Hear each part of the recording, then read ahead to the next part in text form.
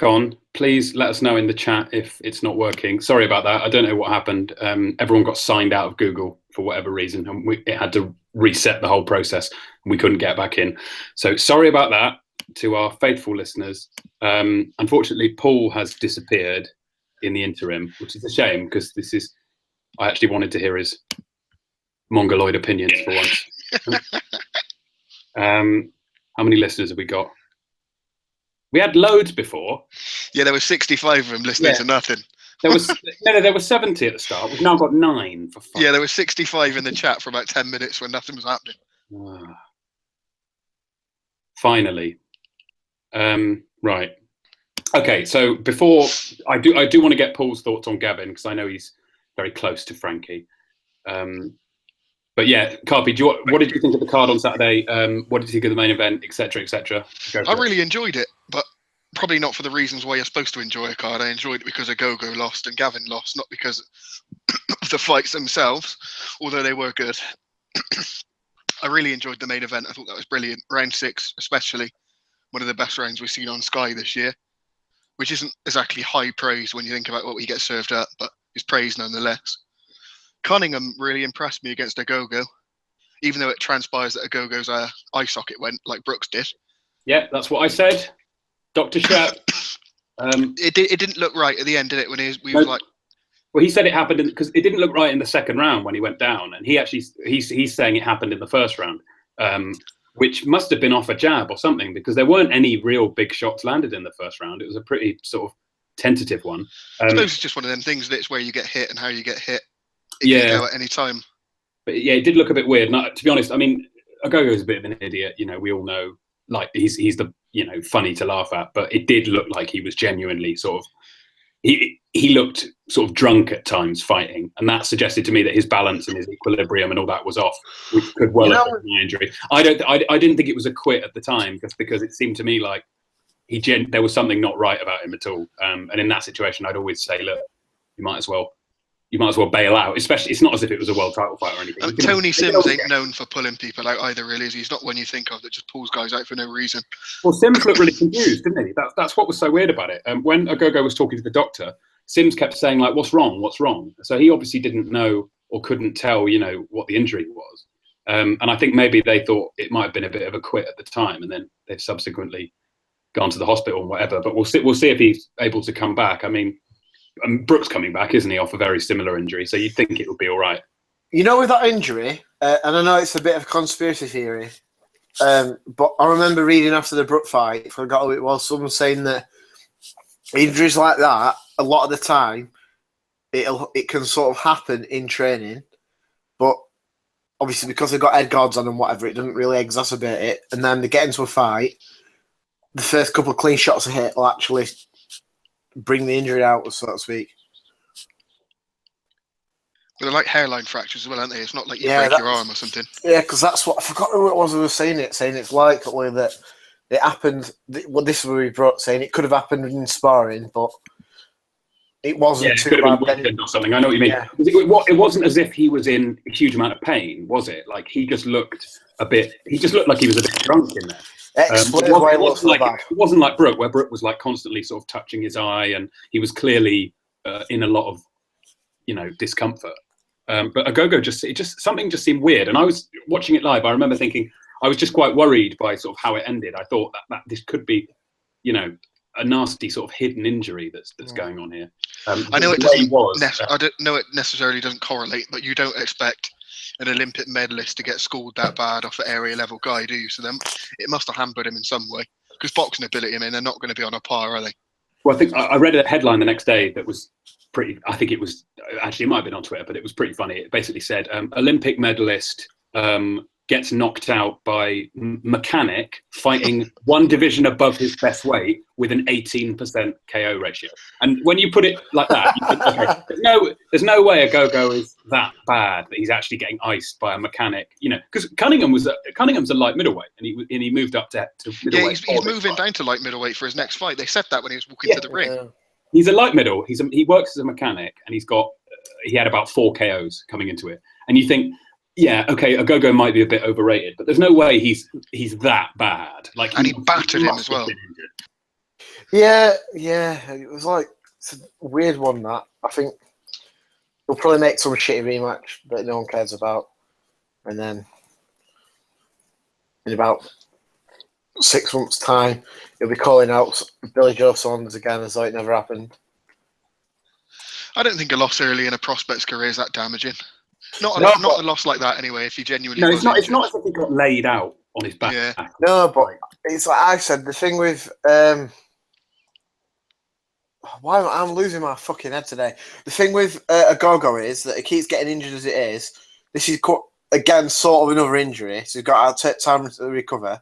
Eye injuries don't always recover, so he might not actually get any better with it. And then where's he going to go on? He's still obviously chinny. Right, yeah. I don't think.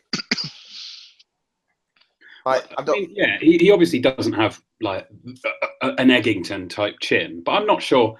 I don't know if he's complete. He wasn't actually like sort of all over the place in that fight, except for 30 seconds of the second round. I thought it was just a case of his timing he looked like if you sort of watched that and guessed, you would have thought Agogo was like 35 and completely shot. Do you know what I mean? He was his timing was off, his balance was off, his feet were off, he was complete. His hands were sort of really sloppy, and I think blurred vision does explain that quite a lot, because that would obviously throw off your balance and equilibrium and all the rest of it. I'm going to be positive here and give him the benefit of the doubt and say that he probably will come back at some point next year. Although it's a very bad loss, I don't think it's quite as bad as some people were saying at the time, and I wouldn't call it a quit either. Dewey, mate, did you have any thoughts on that before we go on to the main event? Agogo. Yeah, he wasn't right, was he? But I will say, if he has been injured going into the fight, then it's on him, isn't it? If he decides he's fit to fight and declares himself fit to fight, then he's fit to fight. If he suffered an injury in the ring, I didn't see a head clash, so it'd be as a result of a punch, which is perfectly legitimate. I thought Cunningham he started okay, and obviously it was the second round where he did his damage. But I was quite impressed by how well he kept his composure, because a guy like Cunningham, who's predominantly fought on small hall shows, he's got his moment against a former not just an Olympian, a medalist as well, and he has him rocking and rolling in the second round, and he didn't go all out. I think for two reasons. One, that he recognises he's not a massive puncher, and the second reason is that he was fighting to a game plan. There were a couple of rounds, I think it might have been the fifth or the sixth or whenever it was. There were a couple of rounds where I thought he might have misjudged it, but in the end he stuck to a game plan and it paid off for him. So I think fair play to Cunningham taking his chance. Agogo is a bad loss, and for all the reasons already stated, Cunningham can make light middleweight. He's not the biggest puncher, or his record would suggest he's not the biggest puncher. He's relatively unknown. Obviously, if Agogo was fighting even like Tommy Langford and he lost, Tommy Langford's a guy who's had 16, 17 professional fights at a decent level, where Cunningham's is probably only in his last 3 fights where he's been fighting other fellas who have come to win. So for that reason, I think it's quite a bad loss. Obviously, if he'd managed to get a fight with Eubank or Billy Joe, he can come back from those losses. This one, I think, is going to be a bit harder to come back from. We saw what was so weird about the stoppage is that he wasn't taken to the corner because of his injuries. He was taken to the corner I think he had a loose bit of tape on his glove. Yeah. And what was almost concerning was that Tony Sims, he almost had to he had to take a second look when Agogo said something to him, obviously indicating now in hindsight that he didn't want to fight anymore. Which is fine. It's not an easy job, and it wasn't an easy fight for him on the night. And we know now he's had a bit of a severe injury. But I think this goes to show that this relationship that a lot of boxers have with Sims is maybe not a normal trainer-fighter relationship. We obviously know that Sims does Anthony Joshua's corner, but he doesn't really train him. not like he trained guys like Lee Purdy and Darren Barker. So he's almost like just being used as a cornerman, you know, on the night. And you could see that him and Agogo didn't have the best relationship there, because Agogo obviously hadn't told him in the minutes, you know, in the breaks and the minute breaks between the rounds that he was thinking of quitting. Because I very much doubt that Agogo just got taken to the corner to have tape, you know, the tape cut off his glove, and he decided there and then he was going to leave it. And you could just see that Tony Sims just takes a second look, and he's completely surprised by it. And I'm not a massive fan of how a lot of the ex-Team GB boys seem to use Tony Sims, you know, to be their cornerman on the night. You know, fair enough to him. He's probably making a decent living. That's his job. But I just think, does he really have that relationship with those boxers? Obviously, with O'Hara Davis and Ted Cheeseman and John Ryder, he's in the gym with those every day. But he's almost like freelancing for some of the other ones. And it makes me wonder if Joshua got into bother. Well, he did get into bother, didn't he, in the Dillian White fight? I wasn't massively convinced with the corner that night either. So it makes you wonder how it'll play out for some of the other guys who just use him in that capacity. I thought it was what I thought was quite weird. Doing was sort of plays into what you're saying. He seemed like quite distant during the fight, and then at the end, when Agogo came back over and was sort of saying stuff to Ian John, I think he was asking Ian John Lewis to get the referee to have a look at him, and he had obviously said to Sims, "Look, I don't feel right," and Sims said, "What's wrong with you, Anthony?" Like in a really sort of confused way, like. Yeah. Why are you fighting this way? As if, you think that, and that was after 8 rounds, and you think that's a bit weird. Like, surely they would have, he would have been able to notice something. I almost got the impression he wasn't really paying attention. And like you say, he's just sort of a hired guy who maybe comes in and looks after cuts and sort of tells them to keep their hands up, and it goes through the motions a bit. It was a bit of a strange one. And you do think a lot of those guys, like you said, the Team GB squad, would really benefit from actually. Having a proper trainer. Having a proper trainer that they actually like not live with, but actually sort of spend time with, are very, good, are sort of close to, away from the ring as well as when they're actually fighting. And it's a shame. It seems like he's stretched way too thin, isn't he, Sims? We all know who their proper trainer is, but obviously not Tony Sims, Rob McCracken. But obviously he's not training in Agogo, is he? I thought Agogo was down in Norwich with some random bum for a bit.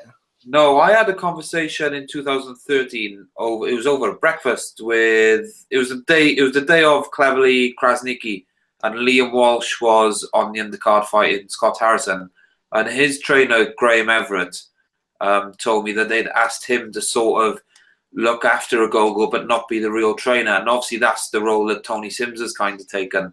And Everett said, "I'm either training somebody or I'm not." And that role didn't really appeal to him. Rob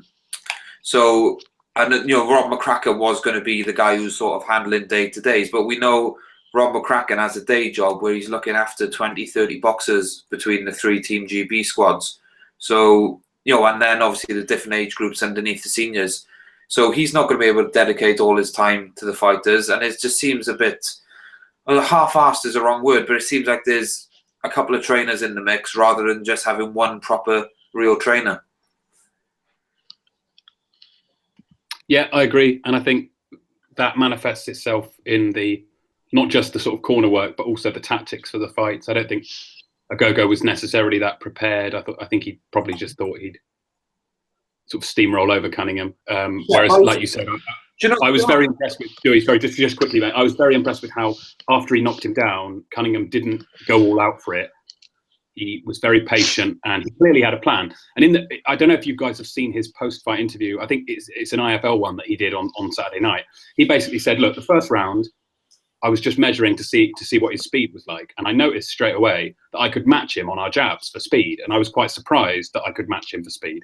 So from then on, I knew that I could gradually kind of wear him down and impose my game plan, and I didn't need to go for broke and go out swinging." And I was actually, I'd never seen Cunningham before. I was aware of some of the people he'd fought, but I'd never actually watched him, and I was quite impressed with how he sort of thought his way through the fight. And obviously, Agogo was injured and compromised to an extent, but I was impressed with how he stayed calm. He didn't let the occasion get to him. And I'd like to see him on another show in the future, to be honest. I think he's earned another TV date.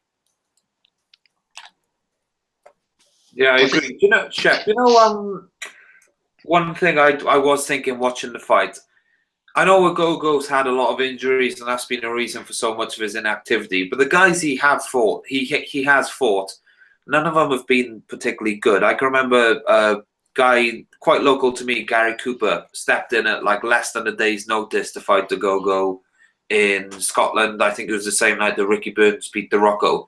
And Gary was unfit, and he was pulled out after 3 rounds. But before then, he was having a little go at Agogo, and Agogo's obviously winning every round, but there was just something in there that I thought, he's not been hit properly as a pro. And then, fast forward 7 months later, and when he does get hit properly as a pro, it's for the first time since August 2012 when he was in the Olympic Games.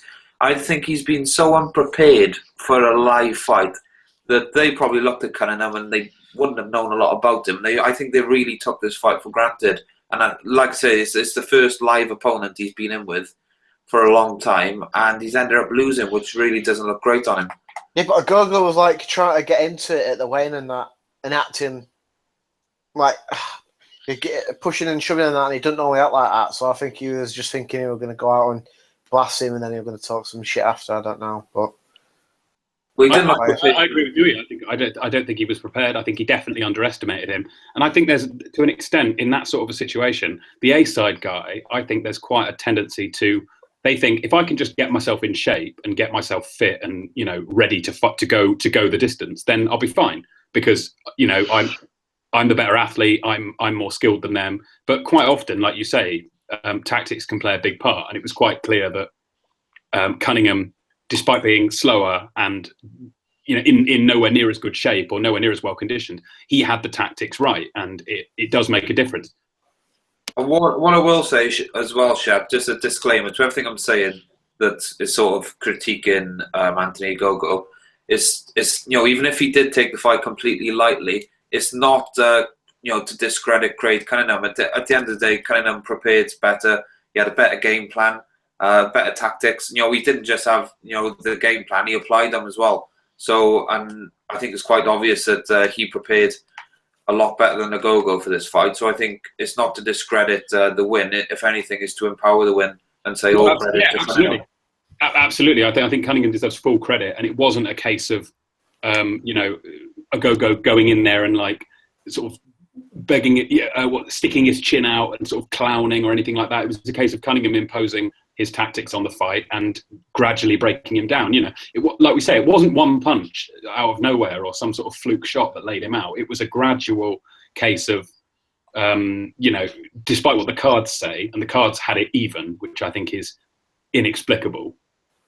So they would have had Agogo 4 rounds to 3 up, which I think is unbelievably harsh on Cunningham. Yeah. I thought Agogo won maybe 2 rounds at most.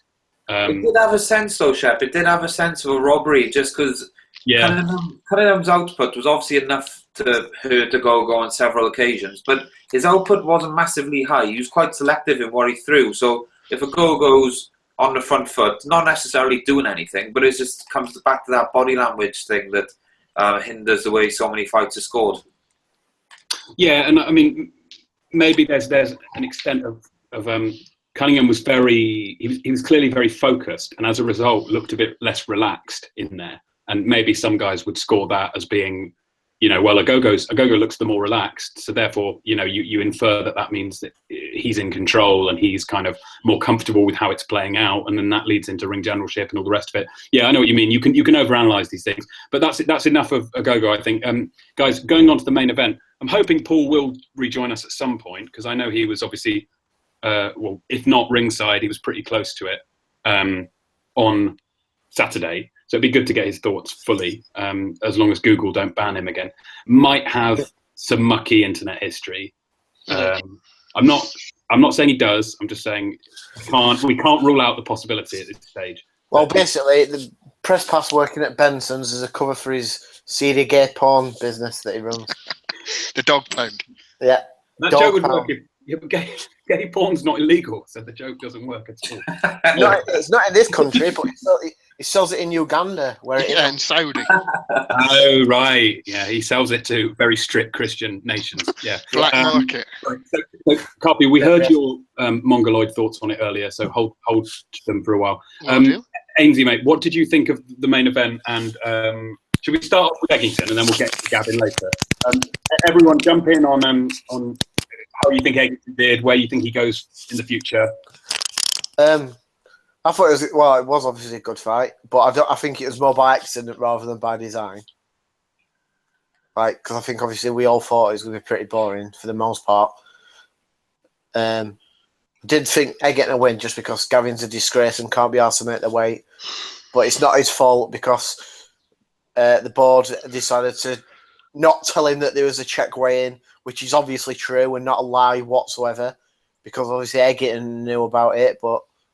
You know what I mean? He's saying he's going to go down to 140 when he hasn't made 147 since he fought Brook, and he looked like a fucking ghost that day as well.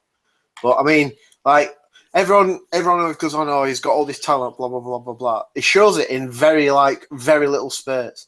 And like I think I said in the WhatsApp when the fight was on, he's doing all this moving about and avoiding stuff and getting in positions, but then he'll throw like a jab or a right hand, and then he'll just fucking move again. It's like it's more show than it's more substance, style than substance with Gavin. I was glad I didn't think Ainsley. I didn't think he actually did that much moving on Saturday night. It looked it was more because it does the thing. It just pivots, doesn't it, and gets into like a position where he could land the shots, and then there's a lot of time when he was doing that and he wasn't doing it. He was sort of turning his body, but he wasn't really using his legs very much. I was quite surprised compared to... Yeah, it wasn't after he started getting pegged. Even against Bundu when he lost, he was using his legs a lot, and he was always very good at wheeling away from it. And again, apologies to anyone who's... We did sort of cover this earlier, but obviously that pod's been cut off. But he was, at one stage in his career, very good at wheeling away from opponents and turning them... in a sort of, I don't want to quite compare him to Linares the way he does it, because obviously Frankie's a much more physically and facially handsome man than Jorge Linares. He's right, more aesthetically appealing, but it's similar in terms of the way he keeps his weight on his back foot, and he kind of turns them and uses their momentum against them. He didn't really do that on Saturday, and I think it must have been to do with the weight and to do with his conditioning, because all he was doing was crouching down and trying to slip the shots with his head, and he could do that to an extent, but Eggington throws a lot of punches, and eventually he was getting caught, wasn't he? And he was getting caught pretty early on, like we say, in the third round. He got absolutely clocked, and then on the fight changed, didn't it? I had a bit of a famous, like, sort of press pass worthy comment just before Gavin got stopped. So it was like, I think it was, I was talking to Charles. He said Eggington needs to go to the body, but I noticed before when he being went to the body is when Gavin was actually landing quite a bit. I was thinking, well, I don't think he's technically good enough to do it and stay out of the way. I think it was the next round when he did it, and then Gavin landed that little free shot combo, and Eggington literally just like stood there and looked at him as if to say, "What the fuck was that?" And that was pretty much the end of the fight from then on. Because Gavin, there was a clip at the end of the sixth when Gavin landed, and I made a gif of it, and I cannot remember exactly. I think it's 5 power punches in about 2 seconds, and Eggington literally doesn't even turn his head. Nah. And then Gavin, and again, sorry if I'm repeating myself, but Paul said this. He was watching at ringside, and apparently he claims he turned to the guy next to him as soon as that combo landed, and Eggington didn't even move, and he said, "Okay, the fight's over," because from then on, Gavin knew that he didn't have the legs to move or box, and he couldn't hurt Eggington. And there's only ever going to be one winner in that situation. And within 2 minutes or whatever it was, he'd knocked him out. Just as an aside, I actually got 15-1 after that combination had landed on Eggington to win by KO, and I'll be posting the bet slip tomorrow. Dewey, mate, your thoughts on Eggington before we go on to Fat Frankie? I got 25-1 on Eggington to win by stoppage after the fight was waved off, so I was really happy watching it. Sam Eggington is what he is, isn't he? He's a scrapper, but I was particularly impressed with how he found his range with the right hands to the straight right hands to the body, which is quite a daring punch to throw in the first round against the southpaw. He got his range really quickly, and really, if you had to envisage a scenario where Sam Eggington won, it would have gone. I'm very sure it would have gone perfectly to the plan that John Pegg would have had. I thought he was quite smart. Frankie obviously does what he does in the centre of the ring. Eggington wouldn't really commit himself in the centre of the ring, even though he dropped Frankie there, and he was doing most of his work on the ropes. I was surprised he didn't punch himself out, just because he did punch so much. And it wasn't like a one burst, two burst. He probably had about 6 or 7 different bursts throughout the fight, like sustained as well. So obviously very fit, which we know Sam Eggington is. I can remember it might have been on the pod, but I can remember saying to someone that Skeet is so much worse for Eggington than Gavin, even though Gavin beat Skeet debatably. But because he physically matches him the same, he's probably equal or greater length. And when they were up close, Skeet was able to hold him and reset. Where Eggington knew he was bigger than Frankie, really used his size on the inside. Whenever Frankie did attempt to hold him, then Eggington was quite successful at restarting an exchange. So, Dewey, just on that point, this is going to sound ridiculous, but it actually reminded me at times a little bit of Povetkin against Klitschko, and that's going to sound ridiculous, but I mean it purely in terms of the way Eggington would just lean on Gavin and completely sap the strength in his legs, and you'd see it where Gavin would kind of start to sort of flurry back, and Eggington would get him into a corner and just lean on him, and you'd see Frankie sort of really struggling to sort of to push him off and to shrug him off and create space for the punches. Yeah, and I noticed that as well. I completely agree. He used his sort of upper body strength and superior size to just drain the life out of him. But what he did very smart as well. The way that when he was pressuring, he'd lean on Frankie enough to get him to the ropes. And then he wouldn't really take a step back, but he would just lean a bit back to get the leverage to go back in with an attack. When you watch, like you use Klitschko for an example, but when Vlad goes in to use his size, he completely falls over his front feet. He's off balance, and he's just leaning on the other bloke. Where I thought Eggington sort of retained that distance where he needed to, fire off his punches. And they weren't arm punches, which you're in that position where you're unable to step into your shots. They weren't arm punches. They were, fully, maybe not all power shots, but they were all thudding shots. Yeah. Totally agree. Carpy, you want to jump in, mate? Good point, Carp. Good point. Is he sulking? Carpy, what did you think, mate? This is your chance to slag off Fun Time. I think he's putting sunflower oil in his combine harvester. Right, and Carpy's deed. He's upset because he has the same body type as Frankie, and we've been rude about it. Okay, so we're impressed with Eggington. What would you? Where would you take him next if you were Hearn? Do you think? I mean, do we think the rematch happens? Do we necessarily want to see it? He's coming for Garcia's soul. Oh, here he is. Sorry, yeah, go on. He's coming for Garcia's soul, mate. They're going to send him to the US, and he's coming back with Danny Garcia's soul and the WBC belt. Imagine if Eggington got a shot at the Garcia Thurman winner. That would be amazing for 2 belts. It genuinely wouldn't surprise me if he did get a shot at Garcia. I'd like to think Thurman wouldn't even entertain that, but you never know, do you? Can you imagine what Thurman would do to him? The way Eggington just eats shots. I'd like to see horrible Eggington in against someone, or maybe even Bundu. See how he does at that level. Bundu, though. Bundu's still okay as a test. Right, he should be able to stop Bundu because he drags his legs behind him. He can barely fucking move. Yeah, I mean, but no one stopped Bundu other than Spence, have they? Here's one. Laid him out. Yeah, but who's fucking Bundu? Like, oh, Gavin's not going to stop any fucking idiot, man. He's not really. But even Thurman couldn't stop him. Fucking, he shut his pants with Thurman. Thurman could have done. I just think he didn't want to. Well, I don't know. Anyway, someone like that, I think, would be perfect for Sam now. Move him on a bit. I don't know. I don't. Yeah, but then it's recycling opponents, which we always whinge about. I don't. No, but what are you expecting from Eggington? You're not expecting him to go and face someone prospect from somewhere else here. But I mean, what's the point in getting a fucking 40-odd-year-old man who's a midget for one? He can't fucking move his legs. and he's just got ice. Sort of like, what's the point? Like, oh yeah, he's beat him, and it's just like, well, he's an old man who can barely move, and he got ice. Yeah, he is coming off a bad loss, isn't he? Do you know what I mean? I do not see the point. Yeah, Bundu's a good Euro level fighter, and I think under different circumstances, it would be actually a decent learning fight for Eggington because he probably wouldn't knock him out. What about a guy like, I mean, this is going to, again, it's going to sound ridiculous, but he's pretty much shot. What about a guy like Devin Alexander? And I know that he wouldn't come to the UK, but I just mean hypothetically in terms of a matchup. I was thinking Chavez. Sorry, Dewey, go on, mate. Can you remember a couple of pods ago we discussed the most matchroom fights? Well, Eggington against Malignaggi would probably take that, wouldn't it? And to be honest, I wouldn't mind watching it because what else is Eggington going to do? He's fought pretty much everyone at domestic level. He's not going to fight Cal Brook.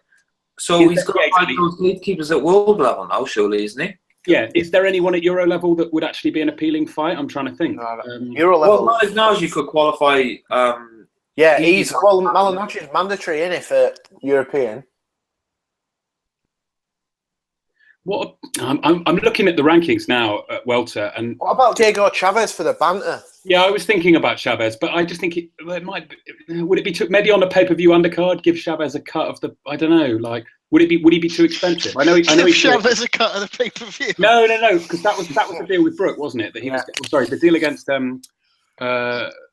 Rios, I think, was. Do you remember when Chavez fought Rios? And it was, tweet Hearn, actually. You've sussed it there. When they do the Vlad Femi pay-per-view next year, if they give Chavez 10% of that, he's bound to come over, isn't he? If you sorted it out for Sam Eggington. I reckon. Well, what about for about 1.5 million, mate? If you put the offer in now. Chavez. No. There was no. What? Sorry, I've confused myself here. What I meant was when he fought Rios a couple of years ago. It was sort of famously weird. Purses came out where Rios was apparently getting $500,000 and Chavez was getting 50 grand, and everyone said, "Well, this can't be right. You know what's going on?" And it turned out that that fight was on pay-per-view in Argentina, and Chavez was getting like 100% of the pay-per-view money or whatever it was. But there was pay-per-view involved. So yeah, Eggington versus Chavez. Put it on early. Maybe actually, how would it work? Put it on very late at night at about 1 a.m. Pay-per-view in Argentina. Sorted.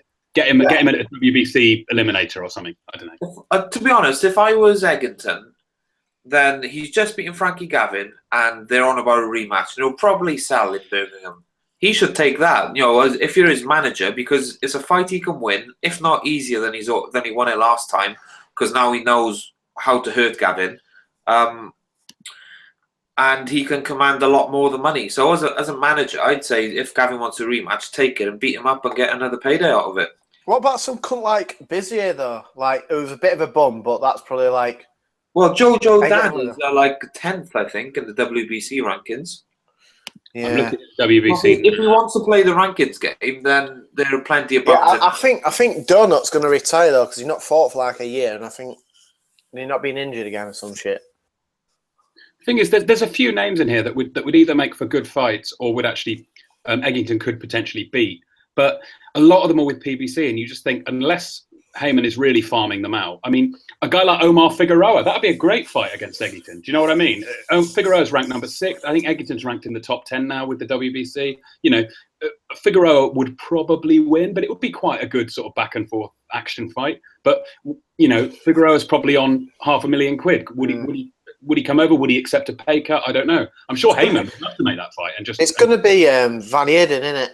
At some point. Well, Gavin said he was getting Van Heerden next, didn't he, if he won? Gavin, that's what he said pre-fight. He said, we're looking at the Van Heerden fight if I win this one. Van Heerden would have beat Gavin last year, which is why that got pulled. Yeah, I agree with that. Van Heerden versus Ayton, that's actually quite a good fight. And again, Van Heerden's quite an action fighter. He's there to be hit. He likes to exchange. And it would be quite a good, obviously Bent absolutely destroyed him. So it'd be quite a good measure to see if Eggington actually is a top 10 guy at the weight. Well, we know he's not. No, but like Eggington's going to be Euro level, but I like Van Heerden is probably Euro level. Well, what do we call Bradley Skeet? Because you'd have to be. Right, I've been saying for 6 months that I think Skeet is a gatekeeper at world level. Basically, I think if you can beat Skeet well, you're good enough to fight the top 15 guys. And Bradley Skeet took a piss out of Sam Eggington. Yeah, but and he would do again. Partly that was style. right? Partly that was styles. Can we say? Yeah, but I mean, Brad I think Bradley I've always Skeet said is I a good think he boxer. And would he's not an exceptional boxer. He's not the best boxer in the world or anything mental like that. He's a very good boxer, especially at British level. And he took the piss out of Sam Eggington. I've said for a while that I think Skeet would give Danny Garcia some problems. I'm not saying he'd win. I just think there would be certain points in that fight when Skeet would outbox Garcia and make him look a bit slow and a bit stupid. But I don't think getting outboxed by Skeet is like a death. No, I'm not saying it is. I'm not saying it is. But then, why is it not okay just for Sam Eggington to be like British level, Euro level? Why are we trying to get in fights to get to world level? We sound like Hearn. Just to see how far he can go. But you want to test how far he can go, don't you? I mean, the guy's what, 23? You want to see if he can get. Do we think he's improved from the Skeet fight for a start? Yeah. No, I think Gavin's not very good. No, but well, it's hard to gauge, isn't it? Because Skeet seems like he takes the sport really, really strict. He seems to really get things right.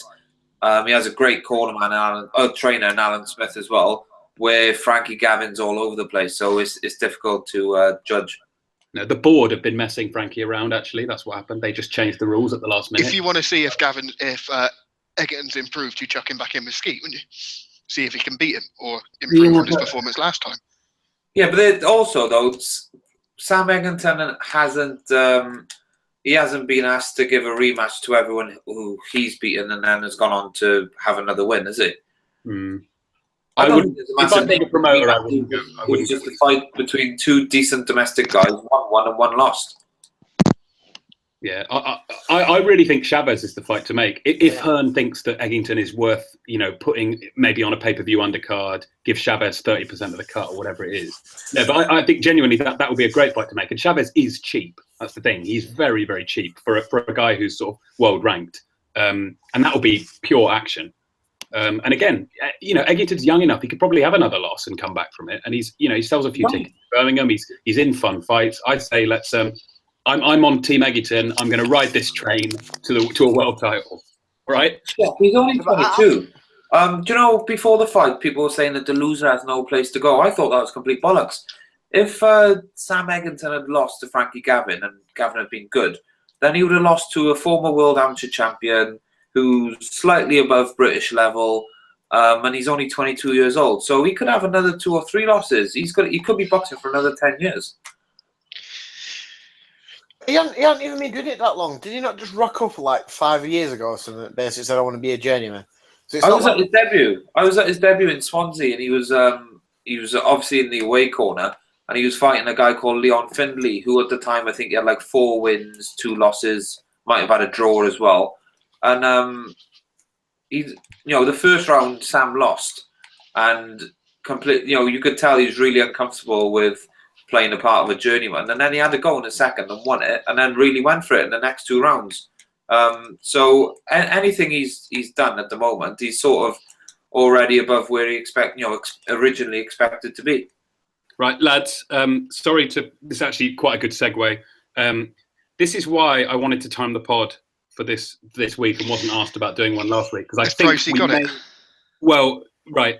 Hearn is apparently live on Sky Sports at the moment. He has said that the plan is to make Joshua Klitschko in March or April of next year, as we expected. Presumably, that means Joshua would get a fight for the WBA belt in the meantime.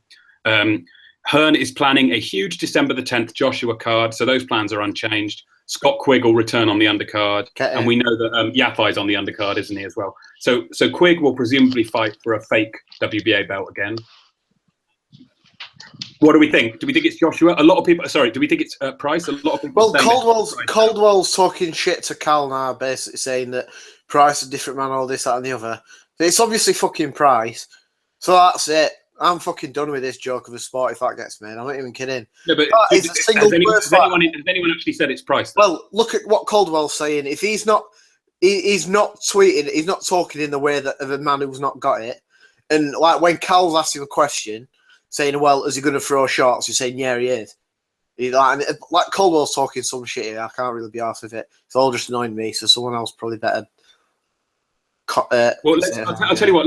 We haven't actually. I haven't seen the confirmation yet. Do we, mate? If you let's get. I've obviously said on the last pod a couple of weeks ago that I had a horrible feeling Price would get it.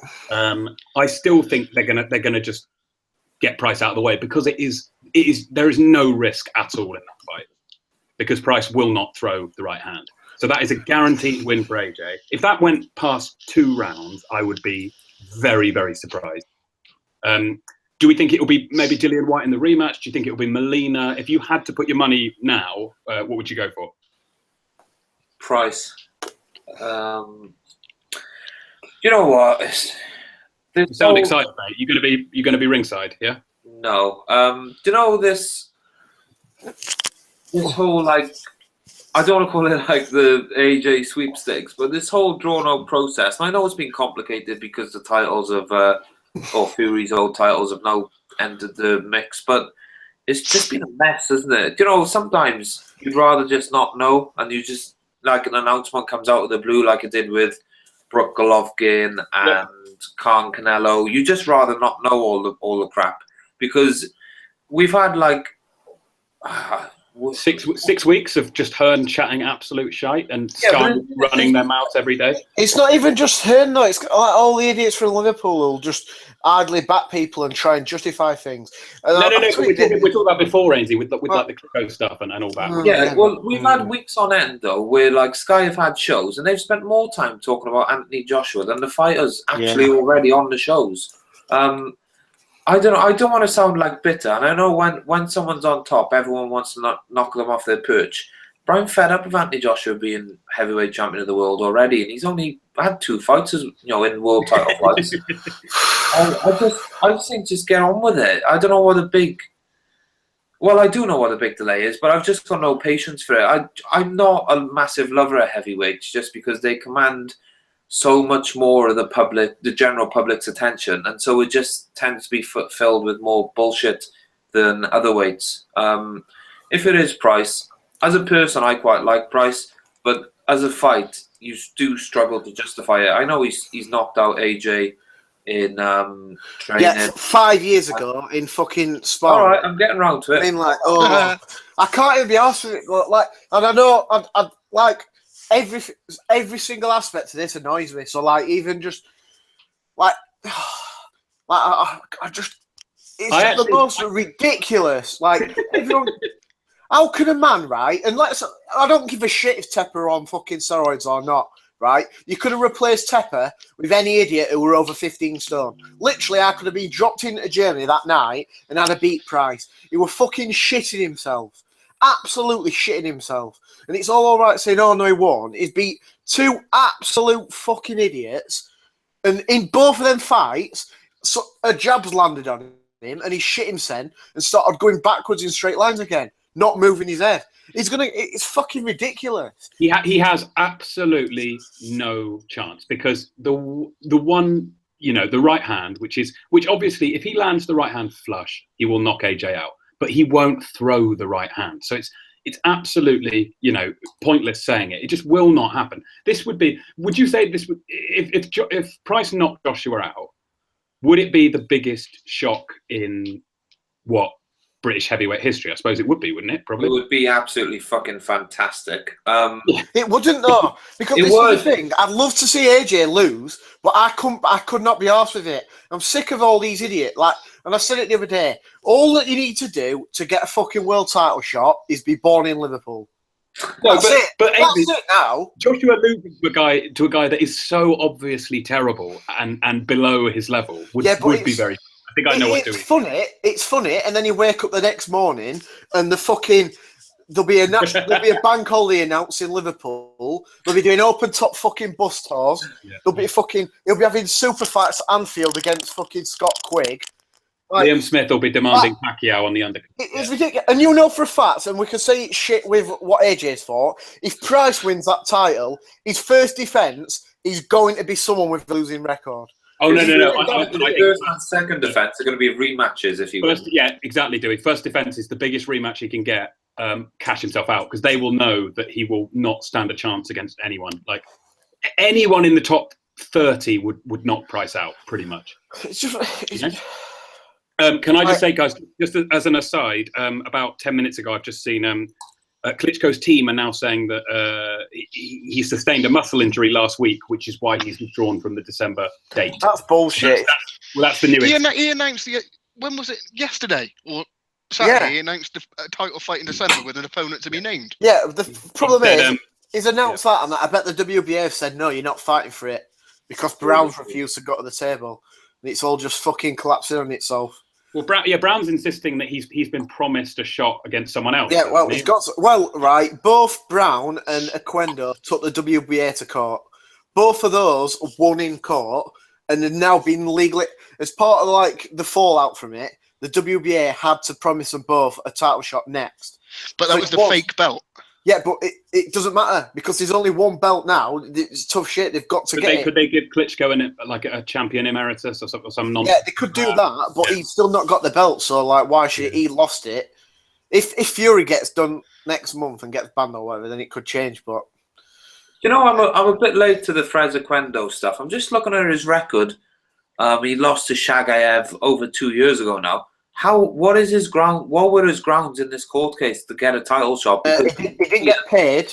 It was allegedly quite a bad fucking robbery.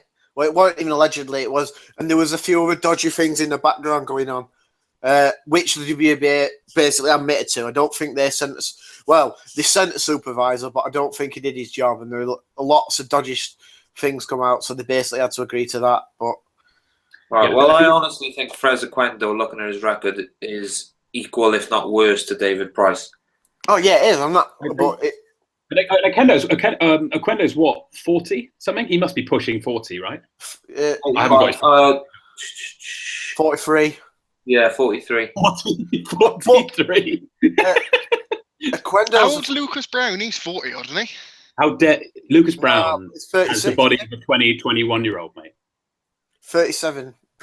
I actually quite like Lucas Brown now. That WBA group is like fucking cocoon, isn't it? You got Vlad, who's like 40. Reza Kendo's nearly dead. Lucas Brown's over 35. Tyson Fury looks about 50 odd if he comes back. Yeah, you got Ortiz in the middle of it, and he's about 44. Yeah, tell me about it. It's an old man's club, that, isn't it? They've still got Foreman ranked in the top 15. Carpy, what are your thoughts on it? Let's just assume it's Price unless we hear anything else. Do we think what does Hearn do with that fight? Because I think even he knows that's a weak defense.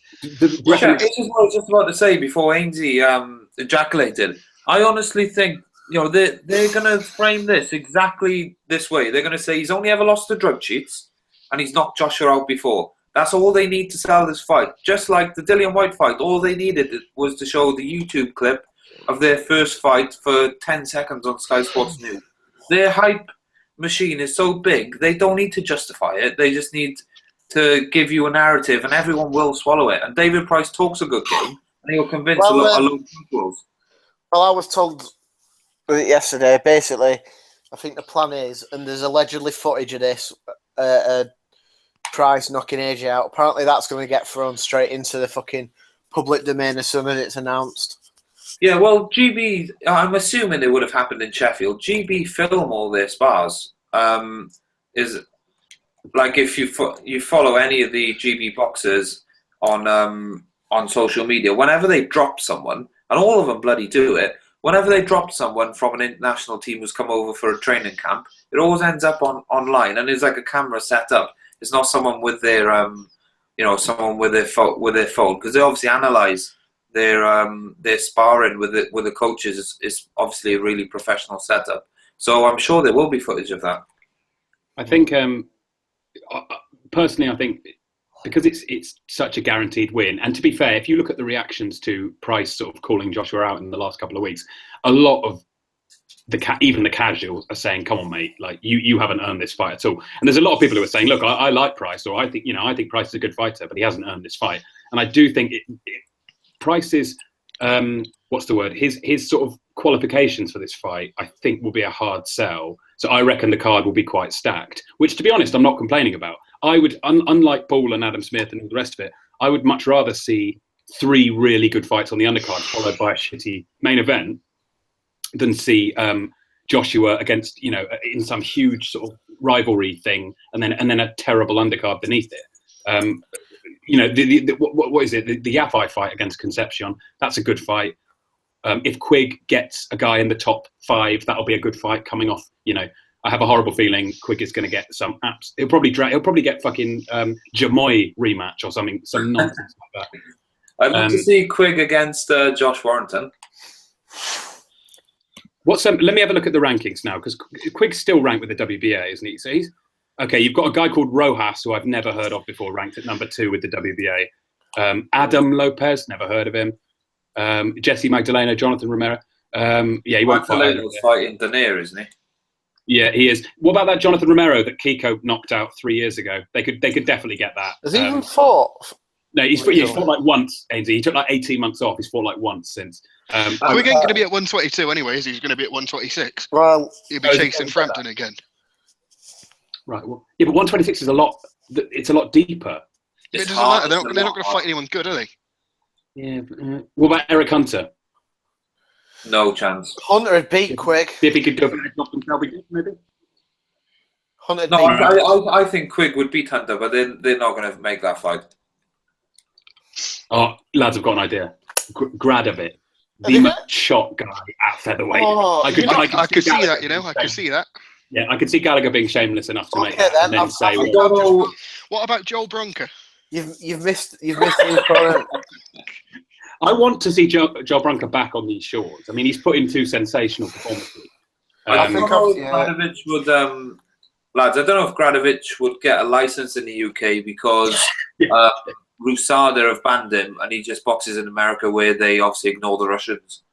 And Gradovic is, he's one of the most shot fighters around. We've got Juanma coming. Oh, oh God! What about if Juanma wins this weekend? Drag him back to the UK. Oh my God! The possibilities are endless for Gallagher. All right. Just some news on the pricing. I'll not say who's saying it, but I've just checked the man who keeps telling me all the little tidbits. He said that it's not confirmed. Basically, Hearn's just gonna do it with whoever's gonna do it cheapest. So it's between Price and Molina, and he's basically Hearn's just saying how low will you go, and Molina's the offered for the less at the minute. Yeah, of course. Molina would do it for half the money. Price is it's partly a Scouse thing, and also partly because people blow smoke up his ass. Price is very, very convinced of his own worth. Why can't they just get Price a new van and kit out for him? You know, Molina, like, I actually think, and this, I might just be completely naive here and just be a bit of an idiot, but I actually think that Molina's fooled himself into thinking he can win. Like, I think he actually has some ambition and thinks, you know what, I could probably get him. I think he'd go up to win. Yeah, I agree with that. I think he'd get knocked out, but I think he'd believe. Yeah, I think he sort of looked at it how sort of we do. Like, well, he's only had 18 fights. He got rocked by White the Bum. Fuck it. He hurt Wilder, didn't he, Molina? You know, he landed a few good shots on him, and he's obviously got wins. Who did he knock out? Oh, Adamek. He completely knocked Ice as well. He was fucking an old man himself. He's going down the WBA route. Yeah. Just so everyone knows, Mr. Paul David's not here to defend himself, but he tried to claim that Adamek was a good win for Molina. Adamek was 43 and a cruiserweight. He boxed like that and thought, "Oh, there's a name I recognise. That must be a good win." Yeah, it was very funny. But it's a shame Paul isn't here because I know he's. I don't think, to be honest, I don't think even he is particularly happy with Price as an opponent. But I've got a horrible feeling it'll be Price. If it's Molina, I'll probably go and I'll be team Molina. If it's Molina if Molina is in shape, that's the other thing with Molina because he had but he's famously. Do you remember when Wilder offered Hughie Fury the fight like last year or whatever, and Peter Fury turned it down because apparently they were only going to get 3 weeks to prepare or whatever it was. When Wilder came out and denied that on Twitter and said, "My opponents always have the full time to prepare," and Molina tweeted back to him and said, "Bullshit. I had 2.5 weeks or something like that," and I think that was an old trick that Haymon used to play, where he'd get opponents in on sort of a month's notice for Wilder, and apparently Molina insists, you know, as I'm sure any fighter would, that he would have won that fight against Wilder if he'd been in shape. So it'll be interesting to see if he's been training for. He's been putting some videos up of him like doing runs and whatever. I think he's just been planning to get the fight in case he does get it, but if he doesn't, he'll just. Well, look, Lads, if Molina's in shape, that's Joshua's best win. That's all you can say, really. Yeah. He's one of them. It's sort of the state of the heavyweight division. He's not very good, but it's not a horrific win. Like, he could definitely punch. So there's but he can punch and he's not scared of throwing. So he's a top 20 heavyweight, probably ranked 18th or 19th or something. But arguably, Dillian Whyte isn't. So it would definitely be Joshua's best win. And I guess, can we really complain if a guy is fighting better competition with each fight? I suppose not. Yeah, I think, like Carl said, I think in the WhatsApp, he sort of fucked himself by getting the belt so early. Because now he's got to have them fights that he would have had without it. But now he's got the belt there. It's like, well, what are you doing? Now he genuinely can't afford to lose them. Whereas before, he probably might have been able to take a loss early and come back from it. Yeah, I agree with you. Dewey, sorry, mate. Did you want to jump in? Yeah, I was going to say, you know, we're all assuming a Price is going to freeze because he has done in the past. Price must be 31, 32, and I know we've just wheeled off a load of heavyweights who are closer to their pension than their 21st birthday, but it's probably going to be Price's last one and only chance, isn't it? Do we think there's a possibility that he will let his right hand go and he will come out swinging, maybe only beat rounds? But AJ's going to the thing is, it's going to start, bells in the ring, come to the centre at ring, and AJ is going to land like 2 or 3 jabs before he's even had time to fucking set himself.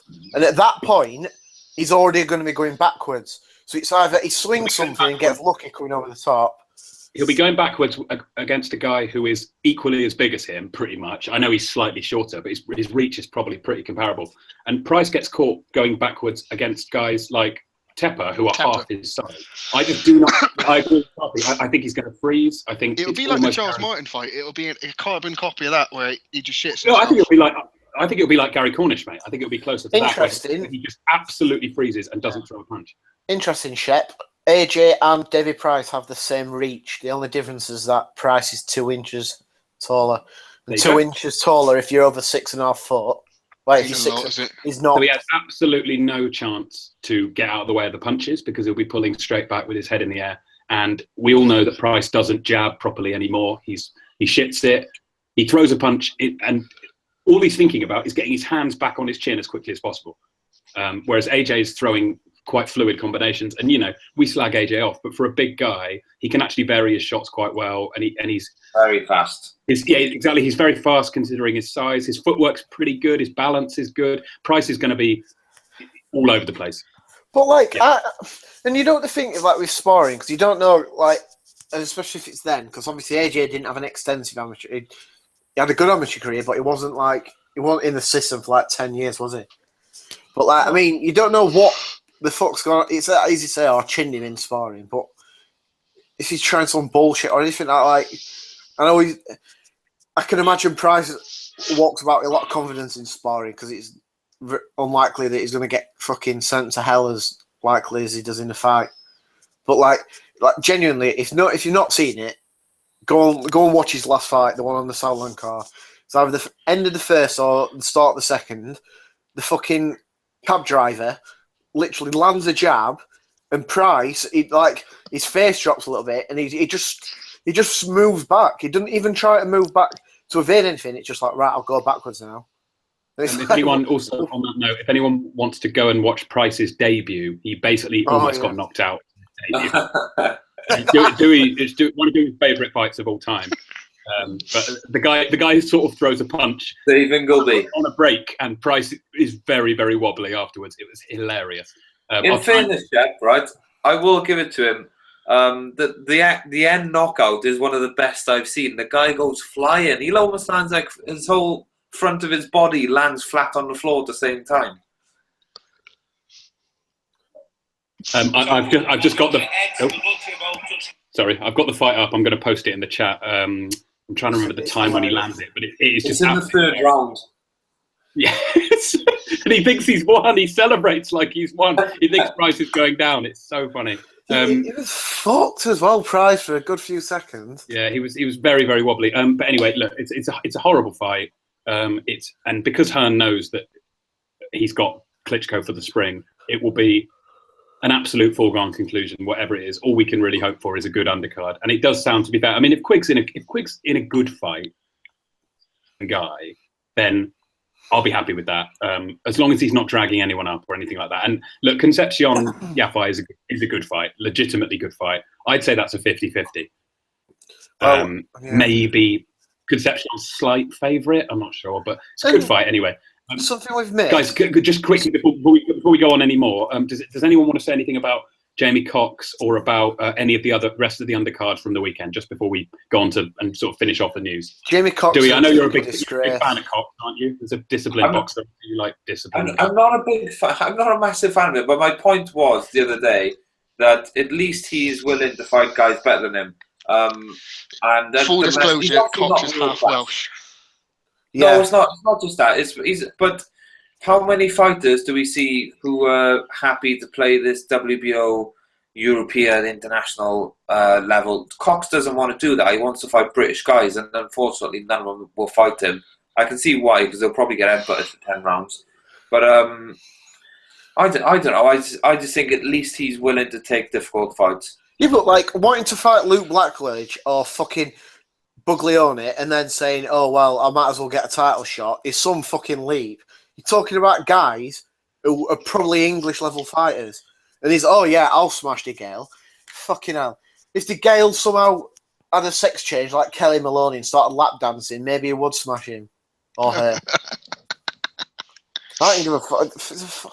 Do we think, guys, who's actually... I know, Dewey, you watched it back yesterday, didn't you? Because I have to say, weirdly enough, I had both the fights on sort of split screen on the laptop. Eggington Gavin and, what's his name, Rios against Cox. I had them both up, and I ended up being more drawn to the Cox fight just because I thought it looked like Eggington was going to stop Gavin, and I thought, if Cox gets disqualified here, this is going to be amazing, like the breakdown.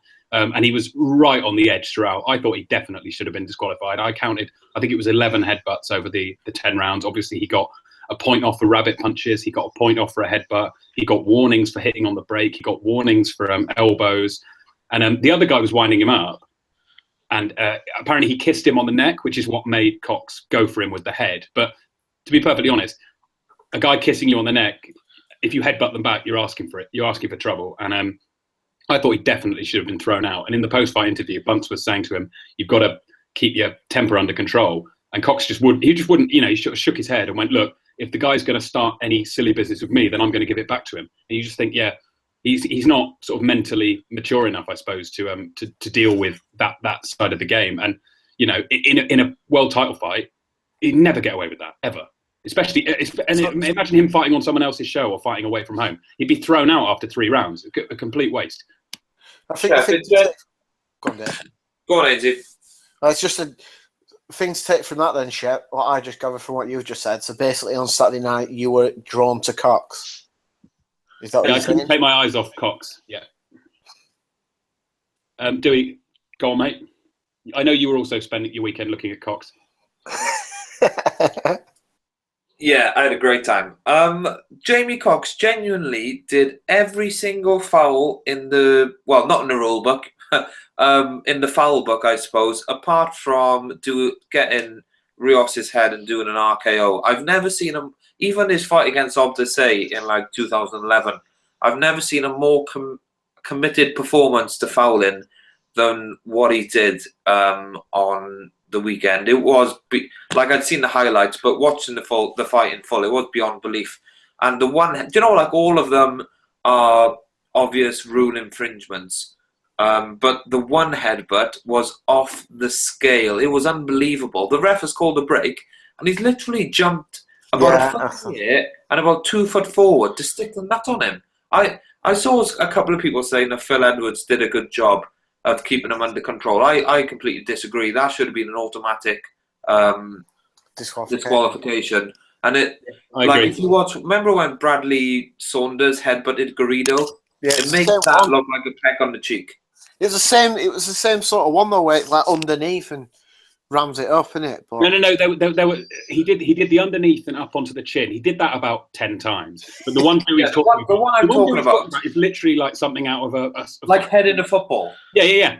Like heading a football, or like literally sort of two guys in a pub and one sticks the nut on the other and breaks his nose. It was exactly like that. And the referee was at 6 inches away from it.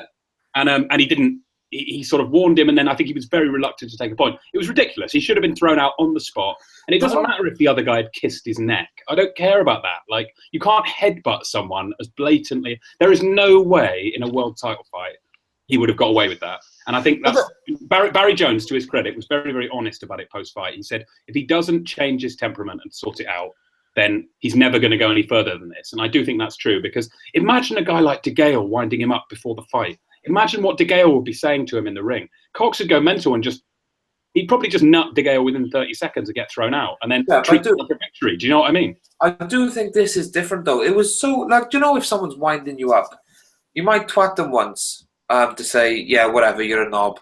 And then you might twat them twice just to be a knob back.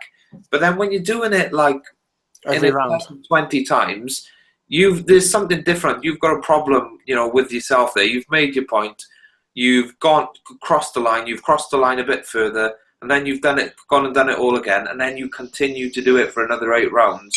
It's it's something different. I don't think it's like, oh, he lost his head. I think he knew exactly what he was doing. You lose your head, you might do something once or twice. You don't do it for 10 rounds. Well, he's obviously just like a fucking bully, isn't he? That's what it is. The other thing was that there was a group of his supporters in the front row of the show, and every time he was sort of roughing the guy up, they were standing up and cheering him on. And like, when the guy fouled him and Cox fouled back, they would cheer it. And you know, like your mate having a fight in a pub or something. It was ridiculous. And Box Nation, who are generally, I think, especially Barry Jones, he's quite lenient towards some British fighters, and he tends to give them the benefit of the doubt. And he was saying, look, Jamie Cox is really lucky here not to get disqualified. And the thing that surprised me was the post fight, and there was absolutely no acknowledgement that he had trod a fine line or that he could have been disqualified or anything like that. He genuinely didn't seem to understand at all, and he was just sort of, he stared down the interviewer and basically said, yeah, well, he was asking for it, so I gave it to him. And you just think, that's literally what he said. He was like, well, if he's going to do this, then I'm going to react. You know, I'm not just going to let him get away with it. As if it was like a fight in a playground. And you just think the mentality is completely wrong. I blame his Welsh half, to be honest. Did he headbutt in the Irish way? Yeah. Do you know, I'm just thinking now, do you remember, I'm trying to think of other dirty performances. And the most recent one would probably be, I thought, Gary Corcoran and Liam Williams. I thought that fight was full of fouls. Yeah, but Williams was bad, mate. He should have been. This made that fight look really mild. Yeah, no, it did. Yeah. And I thought the one that annoys me the most of all the fouls is when guys try and rake the eyes, just because I think that's really dangerous.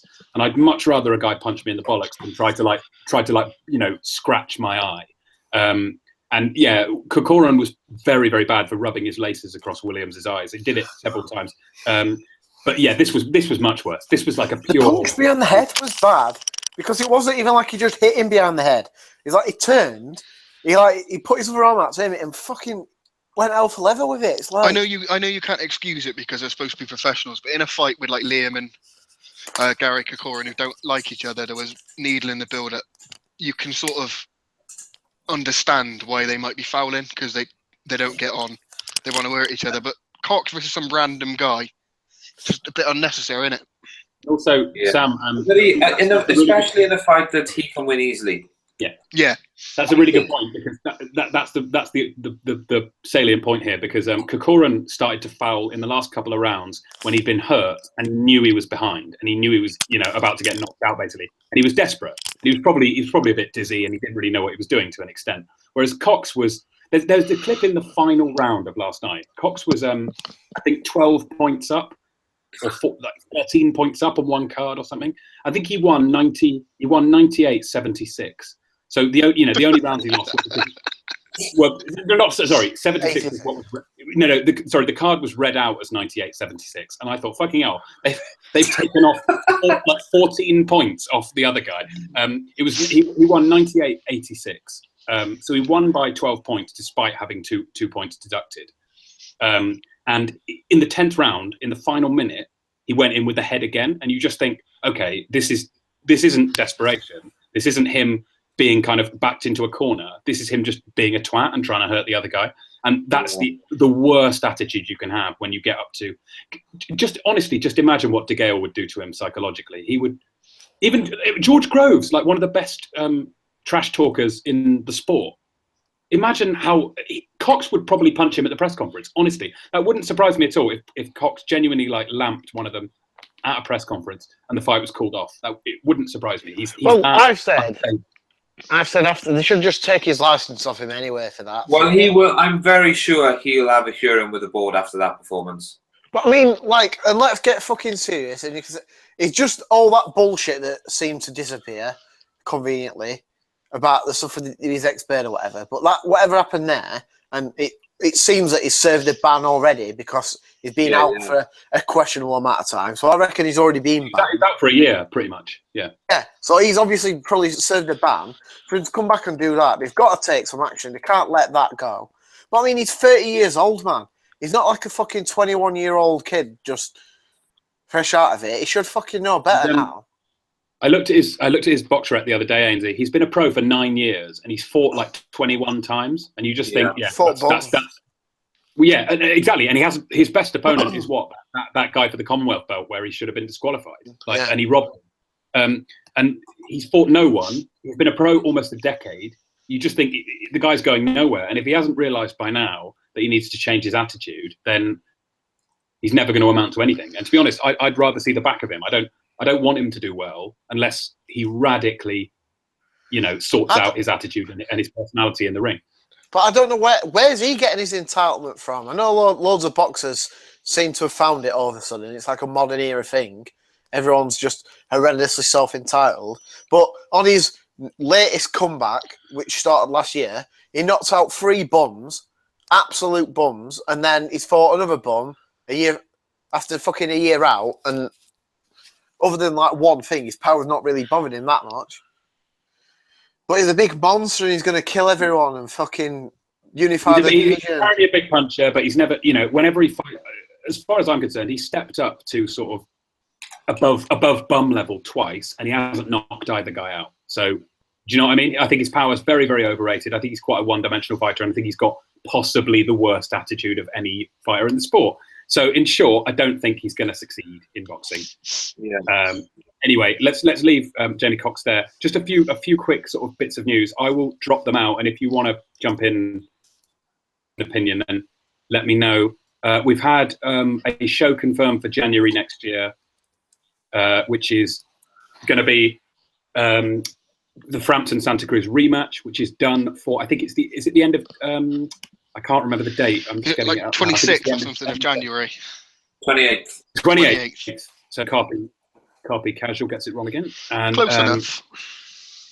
Well, you said it was on a Thursday, mate.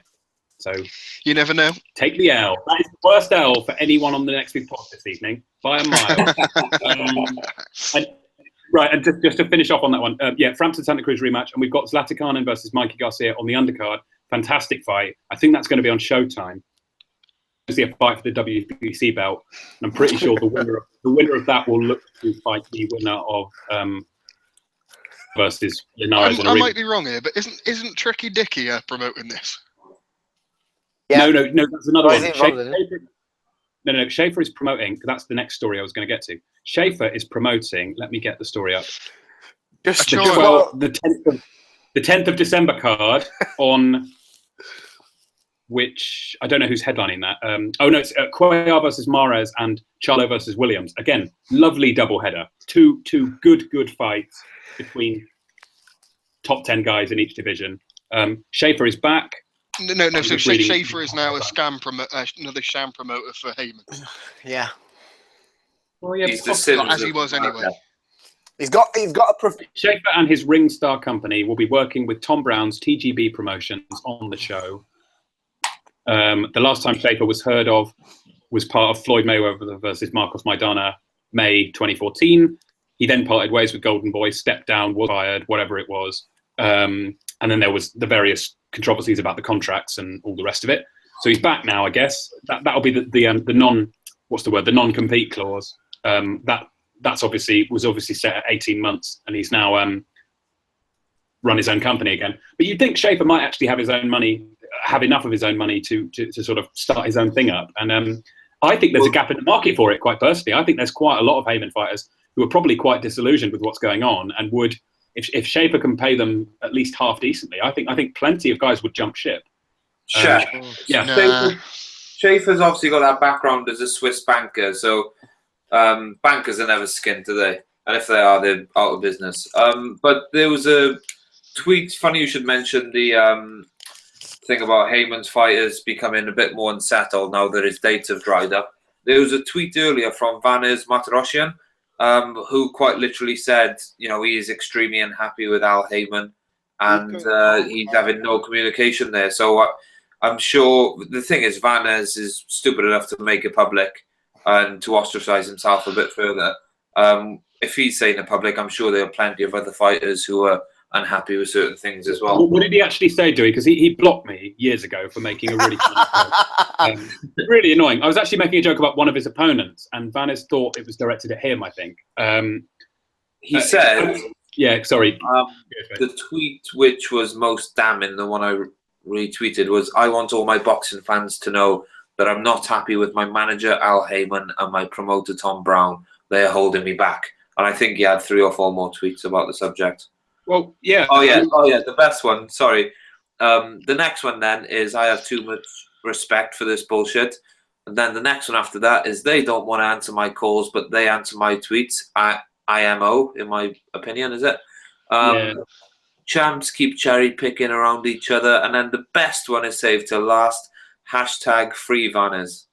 But did you see what he tweeted the other day? He tweeted some court documents, but blurred the picture.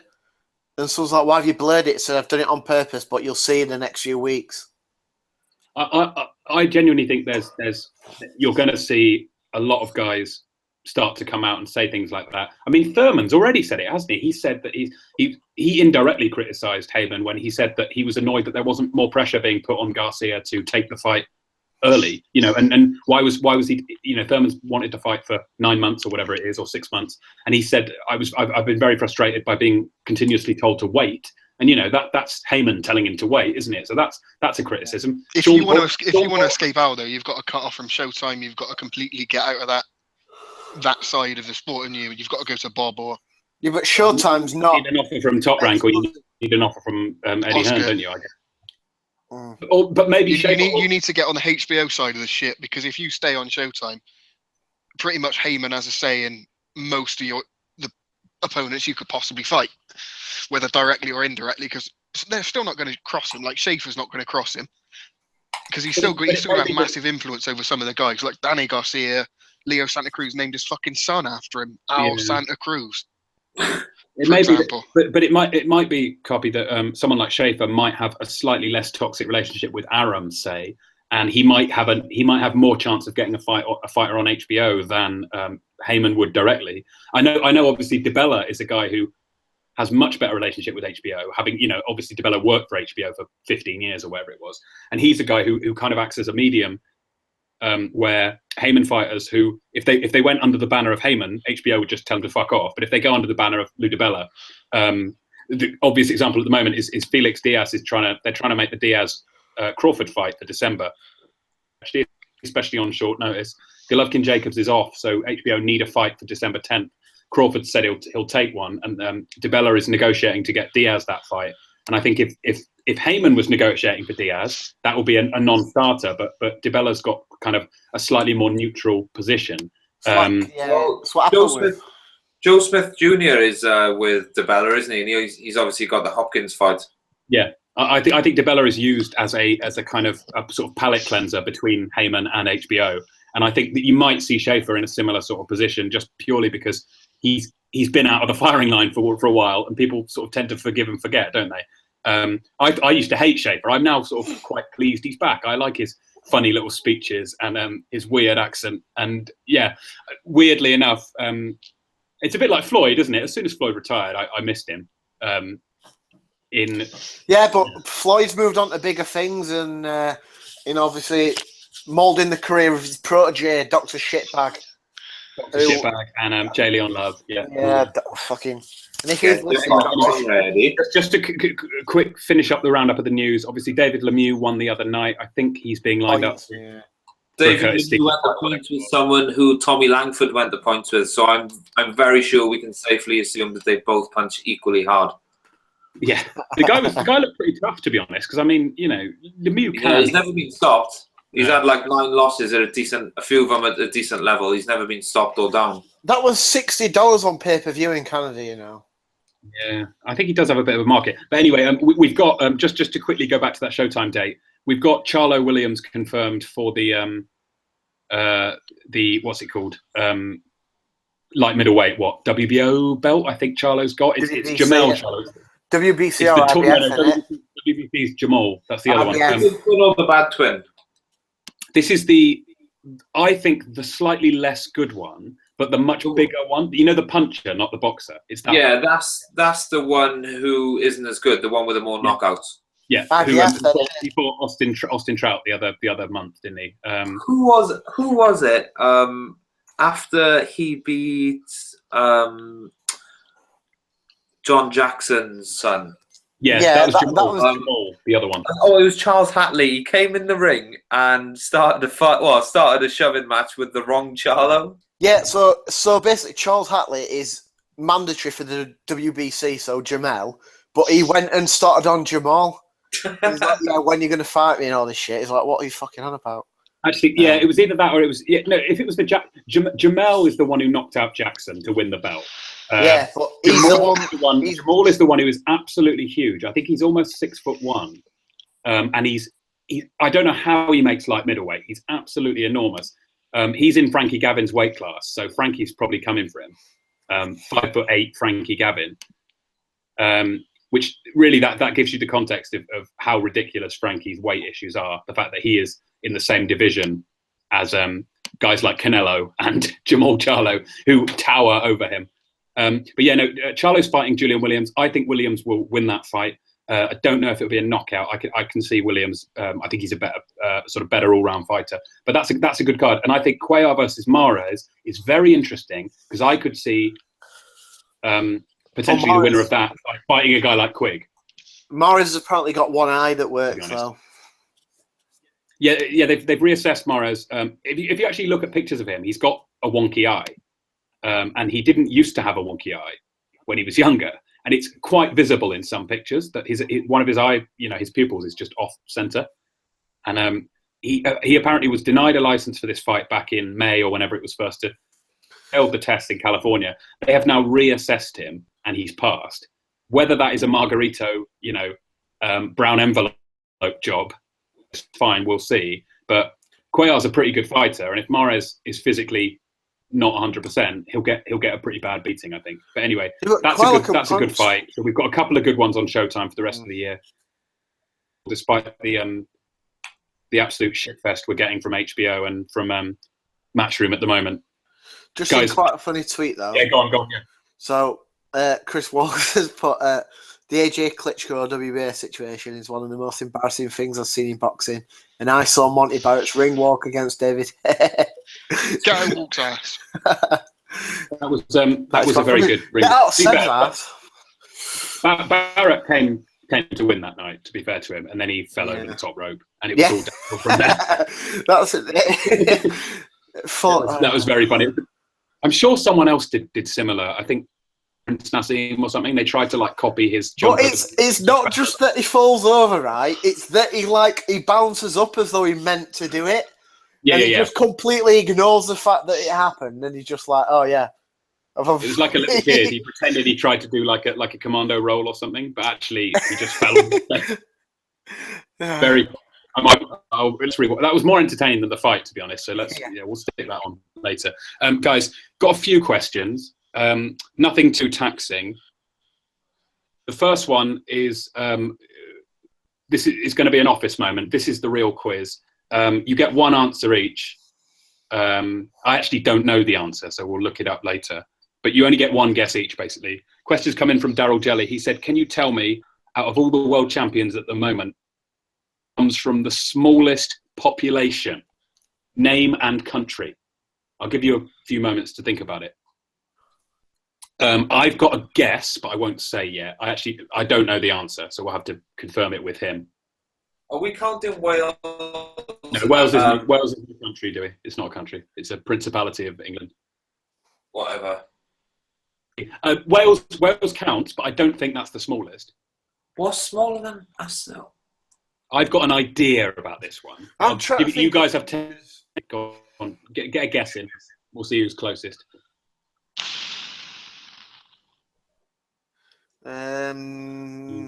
Encyclopedia out. Oh, we'll just try to think of the gap. I can't be. This is great radio. I can't even think. Nah. Right. Well, shall I tell you my guess? I think it's some. I think it might be Zlatikanin from Montenegro, but I'm not sure. I was thinking it might be some weird South American. We'll have so many kids. I've got one. Populations are quite big, mate. That's the thing. Zlatikanin to Daryl. Dewey, have you got a guess, mate? Yeah. My guess. No. Well, I was going to try and be clever and say that Usyk is from Crimea, which is like you could debate his own state at the moment. But I just realised I have no idea where he's from. He's from Crimea, but is he? All right, then I'll go with that. Have we got any champions from Pacific Island? Sorry, not Pacific Islands. Caribbean islands that might have tiny populations. I don't know. Oh yes, Guzman, isn't he from a little Caribbean island? Champion, no, Guzman, does he? yeah, He knocked out. He knocked out a Japanese bloke, didn't he? Yeah, he's from Dominican, isn't he? Guzman from the Dominican. Okay. Yeah, I'm gonna tweet the three. Pretty small. And then what was the other one? Usyk. Well, it's definitely not right because I'm just checking the populations and that's got. No, you can't check. That's the fucking point of the question. I did hear that. Darby, have a guess. I was know the checking answer populations as well. I was checking some weird South American places, but they're all more populated than I thought they'd be. Yeah, that's what I was saying because they all have. I'm the winner because I didn't cheat. Sorry, do we? I'm the winner because I haven't Googled anything. So No, neither have I. I think it's Montenegro. Right, I'm sending him Usyk, Zlatikanin, and Guzman as our three guesses. Right, that was a good one. Good effort, guys. I think. Not a good one because we haven't got the answer. No, he's going to tweet. He's going to tweet me back with the answer. This is the point because I didn't want to look it up and cheat. Right. Here's a quick one. I want very, very quick answers.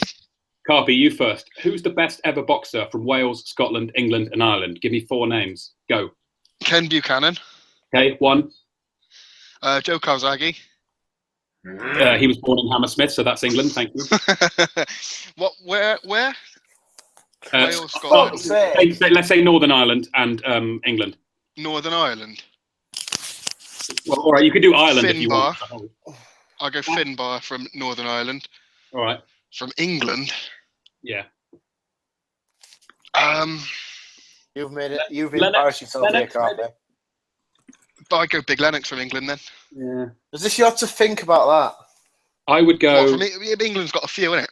Yeah, but it's fucking at the very top end. It's not crowded, is it? Nah, but I class him as Canadian. Dewey, would you say there's an argument for that? What's that old flyweight from Wales? I forget his name. Jimmy Wild. Yes. Is there an argument for him over Sir Joe? Yeah, I'd go Jimmy Wild. I think most people, like boxing people in Wales, would put him just above Joe.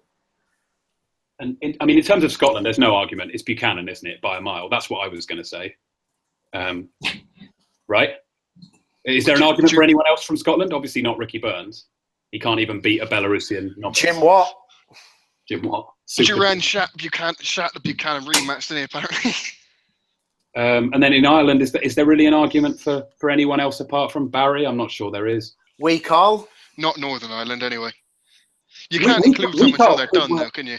We could well surpass Barry. When it's all said and done, yeah, but I don't think you can, unless they've done exceptional things before they've retired. I don't think you can class them as the best ever from a certain place. In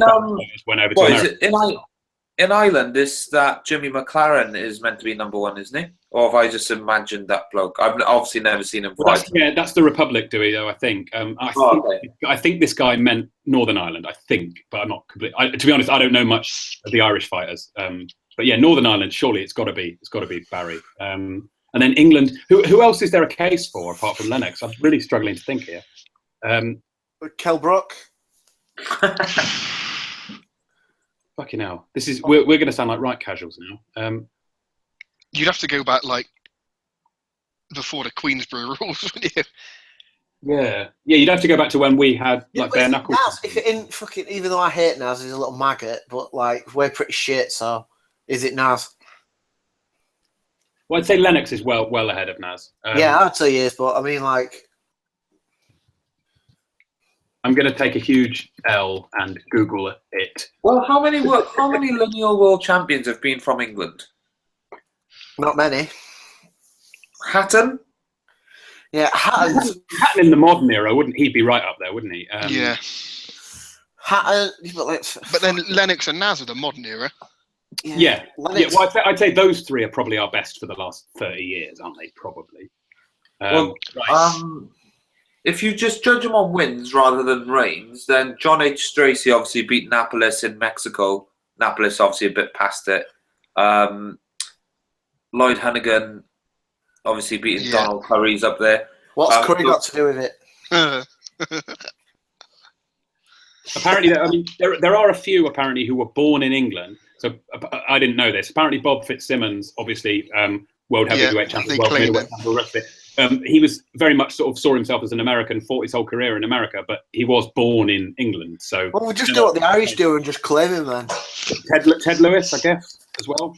Yeah, Ted Kid Lewis had like over 200 fights, and I think he won like 180 of them. He was 173, 30, and 14. Wow. He had 65 no decisions. Amazing. And then I'm looking at the HBO top 10, and to be fair, they've got Hamed in there.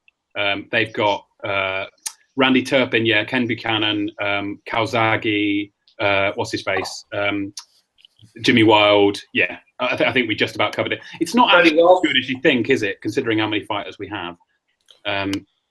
We'll go big Lennox, and if any Canadians are listening, you can fuck off. To be honest. Yeah, get fucked. Right. Oh, okay.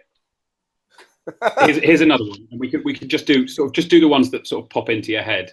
By the end of 2016, who's the fighter of the year for each division? How about shall I throw out a few divisions and you give me the fighter of the year for each one? So if we go with heavyweight fighter of the year, there's not one.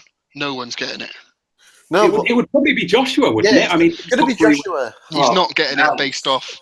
Yeah, but it's not saying that it's been a good year for them. It's just saying who's had the best year. And they could still be shit. Yeah, unless if Ortiz. This is how bad it is, right? Yeah, Ortiz. If Ortiz beats Scott, he's had a better year than Joshua. But he's a drug cheat, so we'll come on to that later. Okay, well let's say at the moment it's Joshua, but it could be Ortiz. Cruiserweight, obviously, I'd say it's Usyk, isn't it? By a fair distance. If Lebedev beats Gassiev, he's unified and beat a decent prospect, so I'd have Lebedev. And you know how much I like Usyk, so like I think Usyk will have had, and that's probably going to be his only fight. Well, he might get a fight at Christmas, but I think if you've unified and you fight someone like, I know he's mandatory Gassiev, but Gassiev's pretty decent. If he beats him well, then I think you've got to give it him. So we're assuming, because I mean he'll probably win. So we're saying that's a close fight. Yeah, let's do it based off anticipated wins for the rest of the year. So if we think Lebedev's going to win, let's give it to him for now. Yeah. Light heavyweight, I mean, that's Kovalev Award winner, isn't it? Yeah, the winner of that. That's a 50-50. Fuck off. What are you saying, BJ Flores as a dark horse? No, he's not about Nate, isn't he? Now you mention that, Carpy, that's a great shout. Could Bellew actually? Does Bellew win with a shout though for the cruiserweight one? I know. No. He needs another big win, I think. Yeah, he needs another big win. He's almost there. Okay, right. Super middle. It's the, It's the Jack Jack DeGale winner, isn't it? If that happens this year, if it doesn't, I'm going to give it Jack just It won't because happen this year. Yeah, DeGale's been a cunt. Boys, we're a week away from November. It's not going to happen by the end of the year. sorry, muted myself. It probably won't happen by the end of the year, so I would say give it to Jack based off that. I'd say give it to PCN just because. I'd give it Jack just because Cameron Gillan boxing said so. And Cameron Gillian, MMA strike. He was giving it to. Middleweight, I think it's got to be Golovkin, hasn't it? Yeah, but has it? I can't. I'd say Brook. Give it Golovkin. You say. Well, Golovkin's only fought one middleweight this year, isn't he? That's true. Yeah, Canelo hasn't fought any. He's moved back down and won 154 titles. Fucking lineal middleweight championship. I say we just declare it vacant at middleweight because they're all fucking dickheads. What are there any What about if I was going to say Saunders, but even he's not going to. He hasn't fought. Not even fought. He literally hasn't fought. I thought wasn't Andy Lee earlier this year? No, that was last November. No, right. Last Christmas, it was like the week before Christmas. Well, I thought it was November. Oh, Tyson Fury was November, wasn't it? Christmas cracker. Fuck it, give it Lemieux for the bounce. This is weak. Right, okay, light middle. That's a tougher one, isn't it? It's got to be Canelo. Liam Smith, isn't it? Yes. Is it Canelo? Probably is, isn't it? No. He beat a Gallagher fighter, so he gets extra credit for that. Actually, I'll tell you what. If Charlo beats Williams, he'll have beaten Trout and Williams, who are both top 5 guys at the weight, and that will be. I'll say he's. I don't think he will beat Williams, so I'll probably have to say Canelo for now. But the winner of that fight, I think, will be right up there. Andre could end up going to Germany in like 3 weeks and beating a crowd there, so that's like a good he hasn't fought anyone else this year, really. I mean, Nelson, Nelson's a gatekeeper, isn't he? You know what they say though, mate? You've got to knock them out to get a draw in Germany. So if he gets that win, it's massive, isn't it? You've just got to punch him in the elbow. Yeah. We're quite lucky because we have nothing but good decisions. 147. Quite shocking. Third woman. It's got to be Thurman at 147. Yeah, it's got to be third woman. Third woman. It's not even like in debate there. He's got the best win, even though he's only had one win. It's the best one. Yeah, but you're probably right. No. Actually, no. It's Pacquiao if he beats Vargas well, because he'll have beaten Vargas. Yeah. No, it's not. I'm not giving it to Thurman based off one win. It's not good enough. And a guy who Brook beat better than Thurman did, I thought. No, he didn't. I thought he did. Oh my days. That was really close against Porter with Thurman. Really close. I didn't think it was. I think I had it 7-5 Thurman. I thought it was a pretty close fight. Whereas I had Brook 8-4 against Porter. Yeah, but don't forget, mate, Brook versus Porter was a worse robbery than Burns versus Relic. So I kept getting told for the week after. Oh, yeah, that was pretty funny. Fucking hell. Oh, yeah. 140. Right. 140. It's got to be Porter, hasn't it? Yeah, easy. 135. King Linares, probably. Isn't it? Yeah. Linares, even though he's only had one win. This is 130. Lomachenko, surely. Lomachenko off one win. No, but he's going to beat Walters. So. I'm giving it Salido. Even though. What? He's got one draw. Yeah, I had him winning that fight.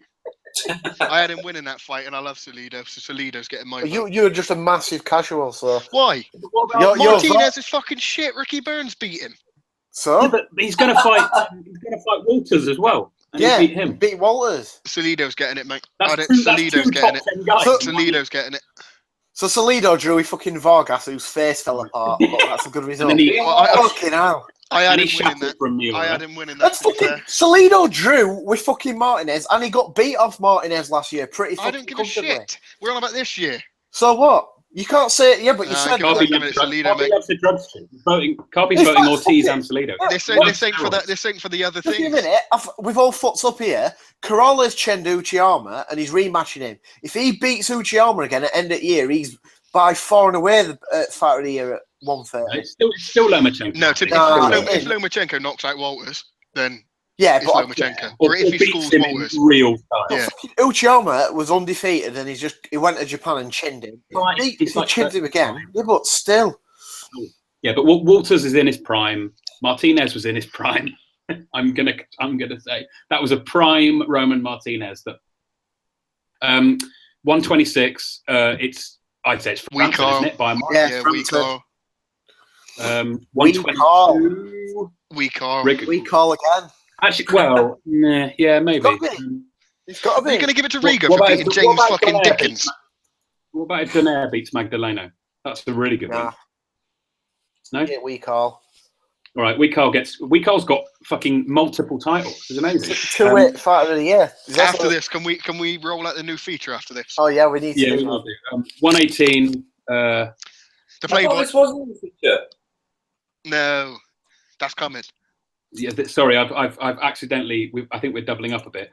Okay, let's fuck the rest of this off then, and we'll announce our new feature. I've actually got a song lined up. Give me 2 minutes, guys. Just can you talk amongst yourselves, thank you, before we announce the feature. Yeah. So You know, lads? yeah, well, this is a professional outfit. Just up taking breaks mid pod. Pod's collapsing and having to restart them. You only get professionals like this at next big pod. Well, apparently, Ainsley, why did you strip all lineal titles? Let's get it going. yeah. So just to I've got it, guys. Sorry, Oh. we'll announce it quickly, and then Ainsley can break down the rules. Yeah, I've got the theme tune lined up. Cool. Right, so this is a groundbreaking new feature from the most innovative pod on the planet.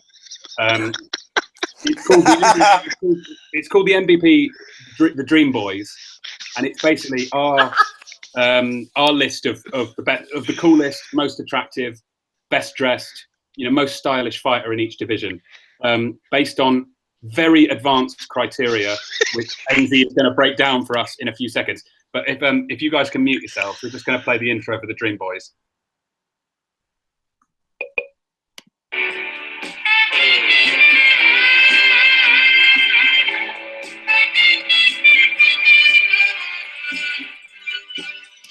Welcome to MVP Dream Boys. Are we happy with that theme tune? Yeah, right. Basically, this all started in the WhatsApp chat. Ainsley decided to strip every lineal title.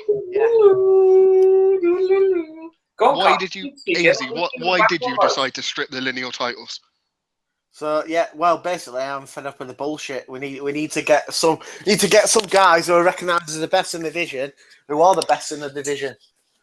We need to cut out the bullshit. There's too many maggots, as we would like to say, fucking floating about, masquerading as a lineal champ. So there's a new fucking king in town, and that's the Dream Boys. Right, give us a breakdown then. What rules do we have? So first of all, I'm going to go through the rules, but what I do have to say is all these rules can be rescinded at any time without any warning. Just like any governing body, we are corrupt.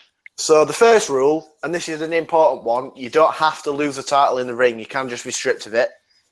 Like for example, if Danny Garcia was the Dream Boy champion and then it got out that they tried fighting Sam Eggington, he'd be stripped. Yeah. So you'd strip him of the title. Yeah. You're stripped for pointless defences, but if you've got a shit promoter and it's obvious it's not always your fault, we've got a bit of leeway there. There's special dispensation. Ainsley, just to put it in a nutshell, am I right in thinking if you're a shitbag in any way, you get stripped of your title? Yeah, that's basically. I think the rule, the term that was used earlier in the faggotry will not be tolerated. Yeah, faggotry will not be tolerated, and that's quite a large umbrella. That can go from many things you can be stripped for. Really, it's branded on the belt as well. When we produce the belts that are being made at the minute, yeah, they do say faggotry will not be tolerated. But there's also, you don't get to keep the belt. If you lose the belt, you do not get to keep it. It's not like it's not a British title. You get free defense, you get to keep it.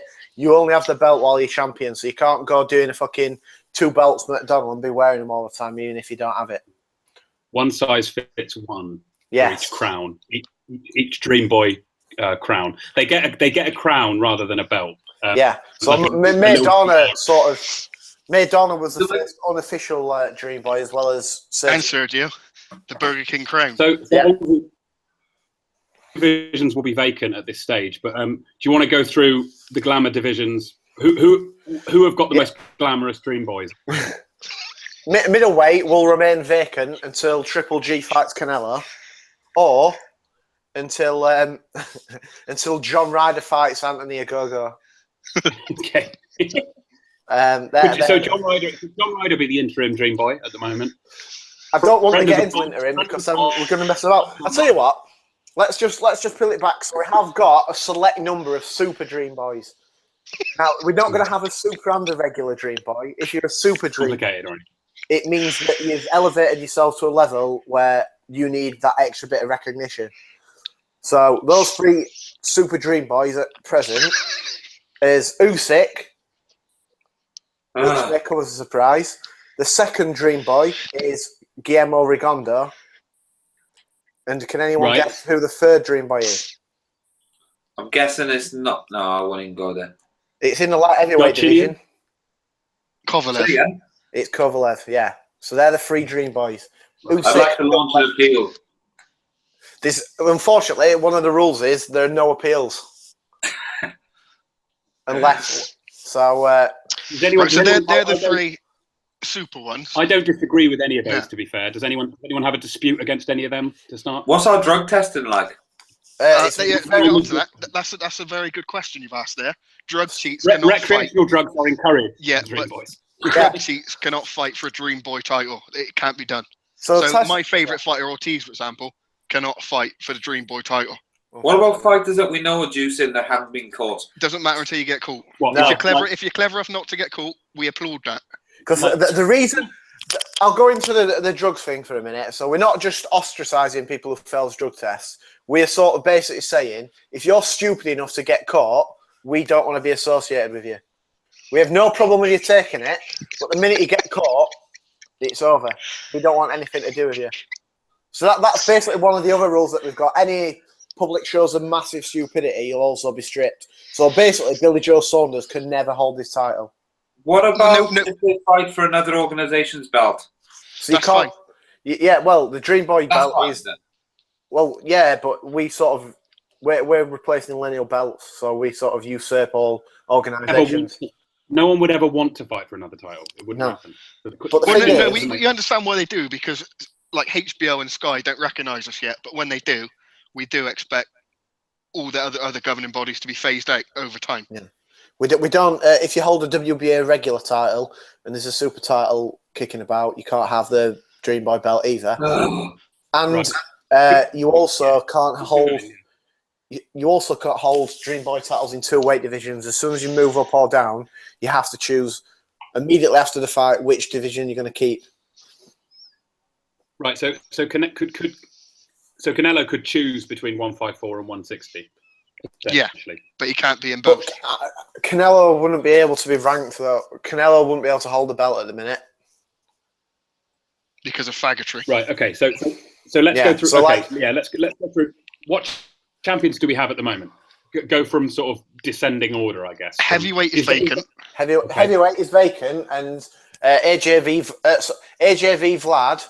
Well, basically, it's got to be AJ, Vlad, Ortiz. Any of those combinations have got to fight. Well, Ortiz can't. He can't. I forgot about the drugs rule. Wilder will get subbed in for him then. So one of those pairs have got to fight, or it remains vacant. If an offer is made by Wilder to either AJ or Vlad and they reject it, Wilder will be appointed the Dream Boy champion. And vice versa anyway. Yeah.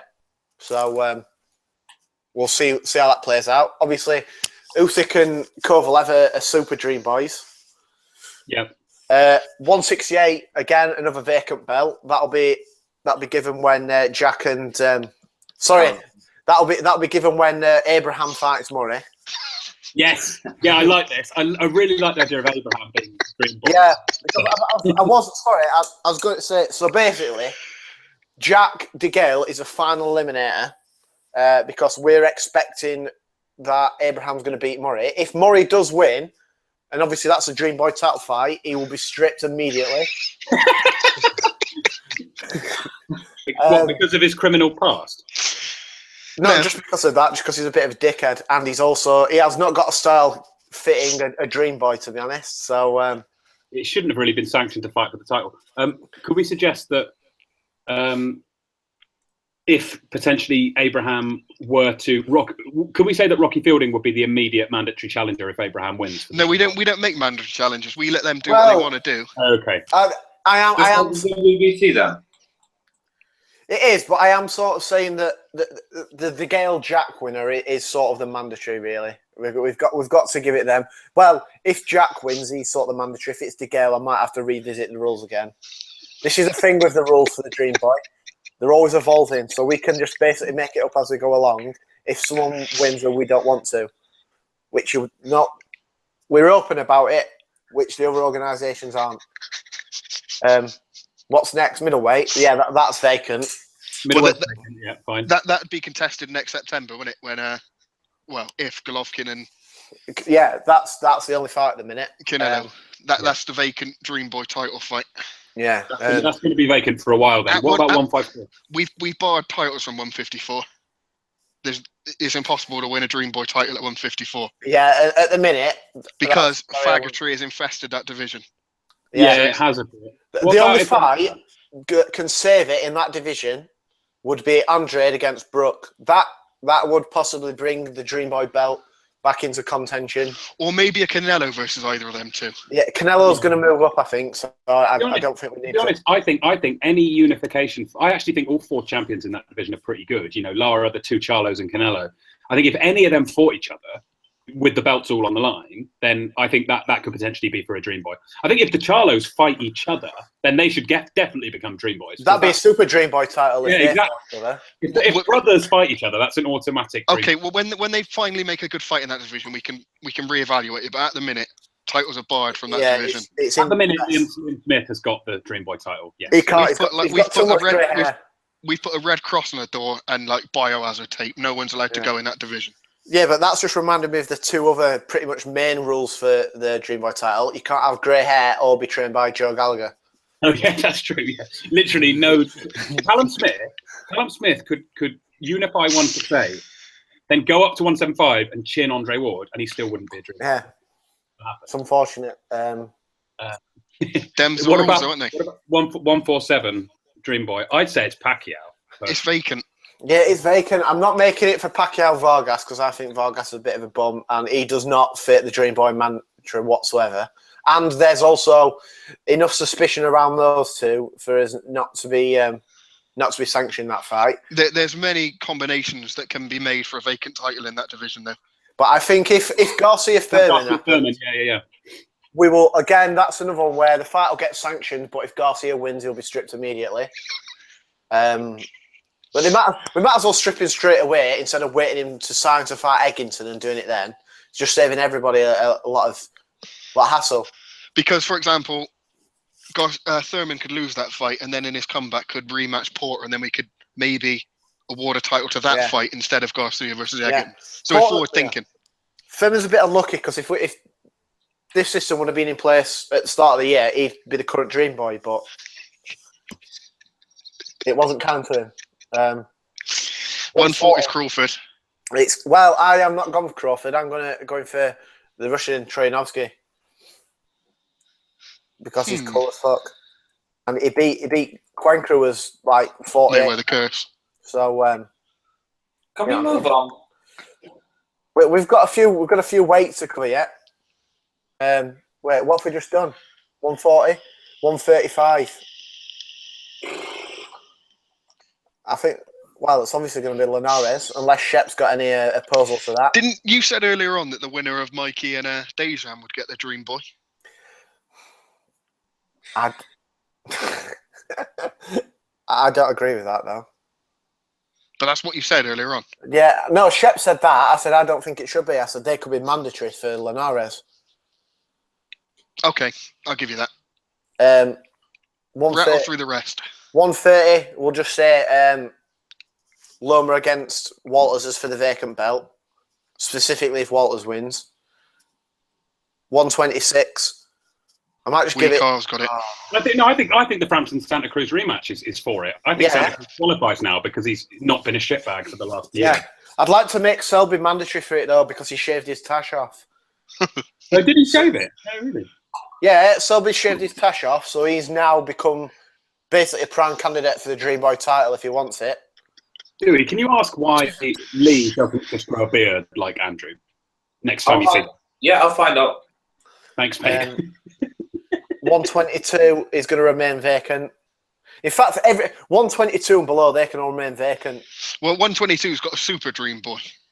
Oh, yeah, as I forgot, Rigondo's in there, but he could lose that if he keeps fanning about. 118, where you going? I don't think I'm going to give one because it's just hordes of bums who don't fight each other. Raucher Warren's banned from holding that title for his entire career. Why? Well, apparently he pulled out in the negotiations for the McDonald fight. So the story goes. So if you pull out negotiations, you've got to face the consequences and you're banned. So Charlie Edwards can't be at flyweight? He can't. I'd have Casimiro as the one at flyweight. Oh, that's a good shout. I think he's Dream Boy worthy. He beat Pigface. He is. Yeah, I'd go for Casemiro at 115. Are we going to do the women's weight by weight now? No. Yeah, there's only one woman that I know. Wait, I need to get. Well, Nathan's got it at 175, hasn't he? What You one? got chocolate tits next? Yeah, chocolate tits will get one. In fact, should chocolate tits be made a super Dream Boy? Do you think? Yes, because he literally has fought everyone over like 3 divisions. Yeah, I was thinking that he. And I think you could make the regular one possibly Estrada at that weight. I don't want to do super and regular though. If we've got a super, there is no regular. I think we can make Silver.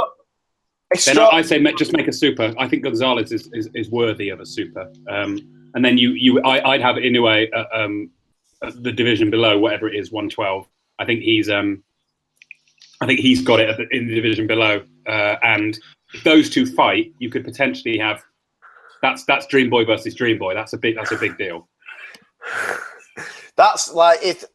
Oh, that'd be off the charts. That'd be doing. It's a once in a generation fight. But and I know minimum weight don't get much shout, but for minimum weight, I'm going to go for the world's last action hero, Hecky Budler, even though he recently lost. Even though he lost, which makes no sense at all. But he won last week, so he was able to be re-ranked. So yeah, but I think we're going to give. I think should we give a couple of historical Dream Boy titles out next week? Let's do that next week. And, we should do that. I think for the women, I have a feeling some of the listeners might not fully understand all the rules, so we might need. Not got it. Repeat, yeah, we might need to repeat a bit of it next week. Chewy, the problem with you is what you don't understand is we're actually quite stupid and you're a bit more serious than us. Yeah, you need to get down to our level. Yeah, Sorry. you need to just let go of reason for a bit and just go with it. But Right, I think my first nomination for the historical achievement is Lord Barry Jones. I was going to say Barry Yeah, Jones. I like that. No So, care. I'll tell you what we'll do. Nice. I think we should get 4 people now. We'll chuck a poll out, and then we'll decide on the winner of that who's going to get it. So I think Barry Jones, he's an obvious candidate for being a Dream Boy, I think. Yeah, I agree. And we could also chuck in someone like I think Maidana would have been a good Dream Boy back in the day. Maidana. Could Barrera have been a good Dream Boy, do you think? Yeah, but he's a bit of an. He lost He the beat Nas. crowd. He beat up Nas. Beat up Nas. He was a bit of an arsehole. You've got to be a bit of an arsehole. He was never trained by Joe Gallagher at any point in his career. These are all That's true. big plus marks. And Lennox. I don't want to give it to Lennox because Nah. it was a bit boring. Now I've got a bit one from left field here, but what about Glenn McCrory? Because What's funny, Andy, is when we were talking about the best ever English fighters, I wanted to say. because basically, let's look at it. He retired and got a job with Sky, and basically all he's done is piss people off, get fucking pissed up all the time, and Get his job back. Yeah, get his job back, and then start grinding on birds on Twitter. Yeah, grind on birds and drive drunk. How is that not like that? That embodies the Dream Boy title, I think, in a way. Big Glenn what has the about Dream actually- Boy attitude. He was born 20 years late. I think that Chico Corrales should get the first and only posthumous Dream Boy title. He's like a pure rock and roll guy. I think he should get it. Corrales as well. Paul Williams as well. Anyone who has a motorbike crash gets it. Does Edwin Valero not count as a posthumous Bloody Dream Boy? hell. We can't We don't condone the actions of his wife provoking him. I'm afraid not. No, I don't know about Valero, but maybe there are a few. We should do the opposite of the Dream Boys because I've got. Right, let's just give the listeners a quick rundown of the rules again, so they understand in more detail. For example, like Canelo being the 160 middleweight champion, lineal, that wouldn't happen under the Dream Boy rule. It wouldn't be allowed. As soon as he signed to fight Khan, he would have been stripped. Yeah, and he wouldn't have been able to fight for it against. Costa. Exactly. That would never took place because after Sergio lost it, we would have stripped Canelo. We would have stripped Cotto immediately. Yeah, and probably Golovkin would have won it against Lemieux. So every cloud. Yeah. So Lemieux. Yeah, Lemieux. Where are we based? I just want to know, like, logistically. So next time I head to the office, where's our base? It's definitely a tax haven. Probably like the Cayman Islands or somewhere. No, Luxembourg, and there's no number on the door, so no one actually knows. No. What we've actually done, we've actually created a sovereign state in Ainsley Flat Block. Yeah. So just out of the centre of Manchester is literally like a 400 square metre patch of land that is now sovereign state. The Ainsworth Principality. It's actually called Dream Boyville. And actually, Tesco Joe's not allowed in or out of the country. So if he gets into the country, he's not allowed out. While he's out of the country, he's not allowed in. It'll be like Julian Assange. We'll just stick him in the embassy and make him go mental. But yeah, basically, if you train by Tesco, you can't have it. If you've got grey hair, you can't have it. If you're a drug cheat. Yeah, if you're a drug cheat, you can't have it. If you generally, if someone looks at you and thinks you're not cool, or you give any reason to not be a cool guy, look at Abraham. So Abraham's always in a chance for getting the Dream Boy title. Yeah, Abraham wears a tux whenever he's outside the ring. He's like one of the coolest fighters of all time. He's 100% a Dream Boy. He's literally had no sponsors on his shorts at any time in his career other than Hublot. And if you think of his fighting style and what Hublot are about, it's the biggest oxymoron in history. So that's just worthy. He never sold out, Abraham. He did everything for the fans. He always gives he's a pure action fighter. He fights for 3 minutes of every round, gives it 100%. So basically, you're excluded if you have any shitbaggy defenses. If you drag a guy up from the division below who isn't that good anyway. What I forgot to say if you don't fight for 18 months because of politics, no, sorry, you're not a Dream Boy anymore. Yeah, deal with it. And if you're stripped of the Dream Boy title, so for making like a shit defense, you actually can't fight for any Dream Boy title in any division for 18 months. So, like, if you go to Gallagher and then like you win a belt and leave, you still can't. You can't have a Dream Boy title for 18 months until the point. We've had quite a good question here in the chat. If you knock out a Gallagher-trained fighter, do you automatically become a Dream Boy? No. It's a tough one. So what I'm going to say on that... Surely. What about if you knock out a Gallagher fighter, you get the right to fight for the Dream Boy? Yeah, that's the thing. You're automatically the number one contender then. And like, so, for example, Tete became the number one contender when he iced Paul Butler, even though that was retrospective.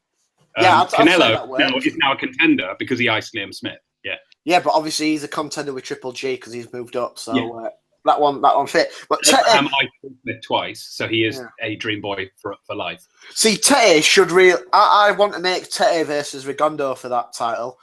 Tete winning it, Tete would retain Super Dream Boy status, I think. Yeah. I don't think, because if you beat the Super Dream Boy, so like if Usyk or, so say Ward beats Kovalev, Ward will probably be Dream Boy, but it won't be Super Dream Boy. No, but if Kovalev beats Ward, he'll be a Super. Yeah, he'll stay Super, but there's a situation that could arise where Ward could beat Kovalev and Joe Smith Jr. could knock out Hopkins, and then Joe Smith Jr. would take the Dream Boy title from Ward, even though them two won't have fought. He would supersede it. If Joe Smith Jr. iced Hopkins, he would become a Super Dream Boy immediately. Yeah, I agree with that. That would be so fun. I've just seen a great point in the chat. So someone said, if you reduce Joe Gallagher to tears in the post-fight, do you get emeritus status? Now, that's forward thinking. Or what about if you make Joe Gallagher pull his fighter out in the corner? Yeah, I think you should. I think if you make Gallagher pull his guy out, you can't lose that belt for 12 months. You can't lose it. You can't lose it. Even if you get beat, you retain that belt. It's like we lock the belt down. The belt is put on lockdown, and no one can challenge for it. No. So that guy can fight, but there'll only be exhibition fights, and he can't lose the belt. Yeah. It's all very easy to follow. I hope everyone in the chat gets. You can lose belts, but not the Dream Boy title. That actually means something. The other belts that don't, like the WBA and the WBC, the two longest running organisations, they don't mean anything. They're just alphabet belts now. No, they're bargaining chips to get Dream Boy shots. Yeah, that is exactly what they're used for now. Exactly what they're used for. An excellent point. And we will be banning people like for life from the Dream Boy title. We was going to do this to start with, but we thought we'll give people like Khan, Brooke, Garcia the chance to get themselves banned, because probably within a fortnight, at least two of them will have banned themselves from the Dream Boy title for life. Right. So just before we clear it, there's only one person who's currently banned for life, and that's BJ Flores. Yes, yeah, I agree with that. Like for getting his cock out. Like he was getting his dick out on the fucking scales, and what's the rule? Faggotry will not be tolerated. You know, like yeah. Like, yeah, I agree with that. Flores has violated so many of the people in the last 3 weeks. Like, just look at his Twitter account. Honestly, yeah, he's embarrassed himself in the last couple of days. He will be notified officially. But so that was the Dream Boy. That was the Dream Boy summary. I mean, what we'll probably do is just bring it up whenever there's a change or when there's a Super Dream Boy title on the line. Don't worry, you won't have to have a rundown like this every single week. No, we might keep a comprehensive list somewhere, and then we will keep a list, and we'll actually write down the rules. We promise we won't read it out every week. Right, guys. Is there anything worth previewing this weekend? Shit. But can I just say the last thing on the Dream Boy title? Also, Twitter activity does count. So if like Lucas Brown kept icing white, so Lucas Brown, if he does it again, he could take that vacant belt. It's the whole package of a fighter, not just what they do in the ring. Yeah. It's the whole package. I quite like the idea of Lucas Brown becoming the Dream Boy at heavyweight. I think maybe if he beats Akendo, then I think the fact that he'll have trolled Vlad out of a belt is absolutely brilliant. Yeah, he's actually turned down $1 million to fight. Yeah, no, he literally turned down a shot against Klitschko. $1 million. This is a man who said before he fought fucking Chagev, said his car cost him $250. Yeah, and he's just turned down $1 million. He's become so arrogant. Like, in fact, fuck it, he's got to get the belt now, hasn't he? We've got to give it in. Just because of his mental arrogance and I think he should be, because he was stripped and there was the drug issue. Maybe he should be like the champion in recess or something. Yeah, let's let it play out and we'll see where it goes. But he's in contention if he has a good week on Twitter. We've got one last question, which I think might be a fun one for Dewey. Just before we go, Dewey, mate, we were asked earlier, who is the worst journalist in the sport? You can't nominate. Yourself, so. Oh, you ruined my joke. Say again, sorry. Go on. The question is, who is the worst journalist in the sport? But before you answer, you can't nominate yourself. After myself, I would. I would have said Matt Hamilton if he counted the journalist, but Eggington was going to win by stoppage, and he did. So the metabolic rate, ice as all. Yeah, so he'd go automatically to number one. Worst journalist. Are you familiar with a little organisation called Midlands Box? No, they're defunct. They lasted about a fortnight. Paul deleted the account within like 2 weeks. I deleted that Twitter account the same day it was opened. It was literally no lull in that. It was open and I blocked it. Get rid of it. What about a guy like Jeff Powell? Well, Jeff Powell, I'm not actually sure he's a boxing writer. I thought he was just a parody account. Same as Kevin Mitchell. Oh, Kevin Mitchell, some of the stuff he comes up with. And he happens to give his name. I've read one of his books, and War Baby, and it wasn't bad. But he just gives them all his books have got really stupid, really ambiguous names. But yeah. The thing I'd say with this is, like, Phelps and all them, like, they don't count as journalists. So they're shit, but they can't. What? So we can't nominate like Ellie Setback. No, I was like, he's not even a journalist, is he? He's just a maggot with a camera. Like, what about Dewey? A guy I've always hated and like, or just generally could never stand is Montoya. I just think he's so irritating. The attitude he takes. But well, they've got a little double team, haven't they, between Montoya and Steve Kim. And I actually listen to Steve Kim's podcast with Mario Lopez every week, and he's quite good on it. But there was a while on Twitter where the American journalists had bigger egos than the fighters. Who's the one on? I know they're not like legitimate organisation or anything, but Boxing News 24. That Scott bloke. Oh, Scott Guilfoyle. That's a like not parody, but that is someone committed to just like trolling fighters so they get stupid amount of clicks. Yeah. Someone actually how to do that was. I forgot who it was though.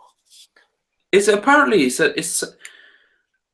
the person who years ago used to run Eastside Boxing, and if you remember, like literally speaking, like 6 years ago now, Eastside Boxing Forum and the Box Shack Forum were massive, and loads of fighters used to use them. And it actually used to be a good source of news, but then Twitter kind of killed them off. But apparently, the person who started Eastside Boxing is Scott Guilfoyle, and like it's been proven somewhere.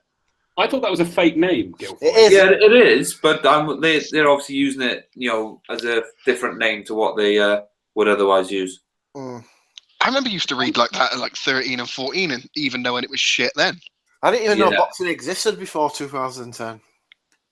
Eddie Hearn fucking invented boxing, didn't he? It's the only fucking sport when a 15-year-old can write a column and people will genuinely read it. Or genuinely, like, imagine like a guy who's still in school trying to write a football column and expecting people to read it. It's ridiculous. Yeah, but I mean, like, so bad. How does Matt Hamilton get a press pass? How the fuck does he get a press pass? I don't know. He's one of the stupid. Because he's willing to talk about it, isn't he? Yeah. He's willing to spend his free time actually writing up articles. It's I can't imagine there was massive demand for Gavin Eggington. No, a press pass. Yeah, I mean, Paul got one immediately. Like he got an immediate email back saying, "Yeah." And he doesn't even have a website anymore, does he? No, exactly. Yeah, exactly. No, he's gone back to work first class boxing with his tail. He's gone back with his tail between his legs. Going, "Oh, please, Andy, can I write for you again?" Yeah. Graham's just said if we're doing an award for the worst journalist in the sport, it should be called the Press Pass Paul Award. Nice from Graham. Oh, by the way, guys, I've just had the results through. I was right. It was Montenegro. So fair play. What's the population of Montenegro? I think it's less than 1 million, like 750,000 or something like that. That's not even a country, then, is it? Yeah, but Shep, you've just said. Serbia, wasn't it? It used to be like it's the equivalent of Crimea in the Serbian Crimea, I suppose. There's like 600,000 people in Montenegro. 600,000. There you go. Tiny. I'm going. Catch you in a bit.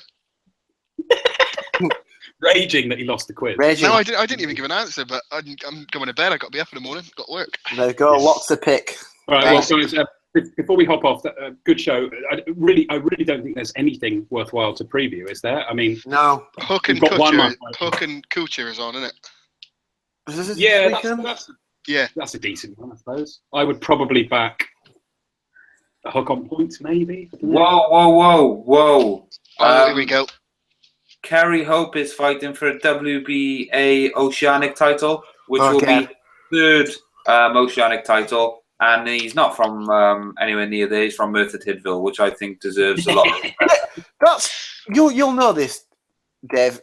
Didn't he fight someone in like China and he got basically lost, but then they overturned it because it was a heinous robbery? He fought a Thai guy in Hong Kong, and don't get me wrong, he wasn't Sugar Ray Leonard, but I had him losing 1 round, and he dominated the whole fight. Or 9 rounds of the 10-round fight. And there were 2 Thai judges, and they gave it to the other fella, like the most shameless robbery you'll ever see. And his manager, Matt Clark, messaged me to say, we're appealing the WBC's decision. And I expected to hear nothing more of it. And I was like, well, good luck. You know, I don't think anything's going to change, even though it deserves to. And then he messaged me like 2 days later, and the WBC had totally overruled it, which was like the first time they've ever done it. Well, I say the first time. I'm a tad before my time, but didn't they do that with Michael Brody as well? He fought to a draw in a world title fight, and they changed the result in the changing room after the fight. And Steve Lillis called Jose Sullivan corrupt, and Jose Sullivan tried to punch him in front of the press, which definitely isn't part of the PR plan for any organisation. I don't know. I thought he lost. Oh, he drew and then lost, didn't he, Michael Brody? In two separate he might fights. have won and then they give it a draw. It was something, whatever it was, they changed the result after the fight. Unlucky kid. There you go. There you go. Yeah, and we've got Juanma Lopez is up against Vasquez, Wilfredo Vasquez. Two guys. Someone's saying here that Kutcher's next month, by the way, Hot Kutcher. It's not this weekend.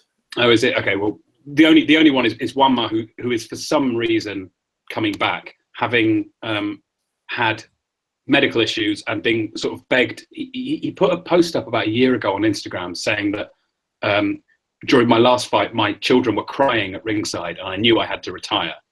And then 9 months later, he's come back. Do you know this one, Mark? Can you remember when him and Gamboa was like the #1 fight in boxing to be made? Yeah. What on earth has happened? 20, what was that? So 2010, 2011, wasn't it? That was like the #1 like trade, almost like Ward Kovalev now. That was like the #1 fight that needed to happen. Yep, and sadly it never happened, and he went off the deep end pretty quickly afterwards. Toledo fucking sending him to hell. Didn't he fucking lose his head and blame the referee as well? Say like the referee. Yeah, he said the referee was corrupt. He got banned, didn't he? You can say what that Vasquez can't really punch, which is true, but Vasquez has lost 3 of his last 4, and I still expect him to quite comfortably knock Juanma out. I think this could be a very, very nasty ending to this fight. 2 Puerto Rican heroes, but 2 guys who are well past their best, and should be thinking about hanging it up. But yeah, I don't Puerto really Rico. anything else, guys. Sorry, yeah, go on. Is that fight in Puerto Rico? It's in San Juan, isn't it? Yeah, it's in San Juan. Yeah, it's. Not, I don't think it's for a title or anything. It's not even for like an NABO thing. It's just. I think, to be honest, it's just a. It's a payday with two names on the island.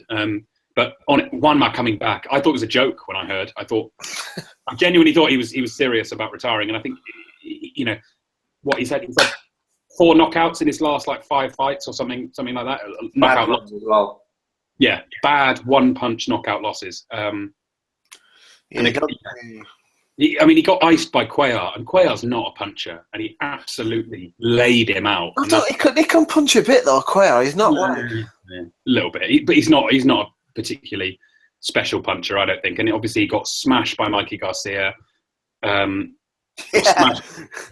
Salido twice. And then he beat. This is when, though, I honestly think people don't realise how serious boxing is. He had 5 or so serious head traumas, and he's still fighting. And it's, I suppose you can say, look, it's his choice, but at the same time, I think in that sort of situation, the guy can't really be relied to make his own decision. Someone else should be making the decision for him, because his perspective is all over the place, clearly. The Roy Jones thing again, isn't it? Yep. We'll have to get Bryn on to talk about Juanma Lopez. But yeah, so that's really all there is this weekend. So not too much. I imagine we'll do a pod next week and talk about the heavyweight fight or whatever's been announced, because hopefully it'll be something will have been announced by then. Another 50 IFL videos to watch. All right, lads, I'm going to bed. Yeah.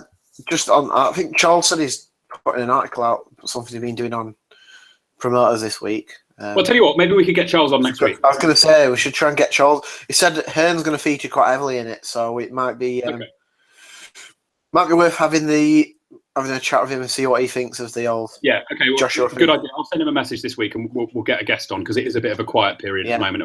We can get him to preview the Christmas season and talk about Joshua and Ortiz and all the rest of it. Yeah. But anyway, thanks very much for listening, guys, and we'll be back with more Dream Boy rankings next week. Yeah. See you later. Cheers.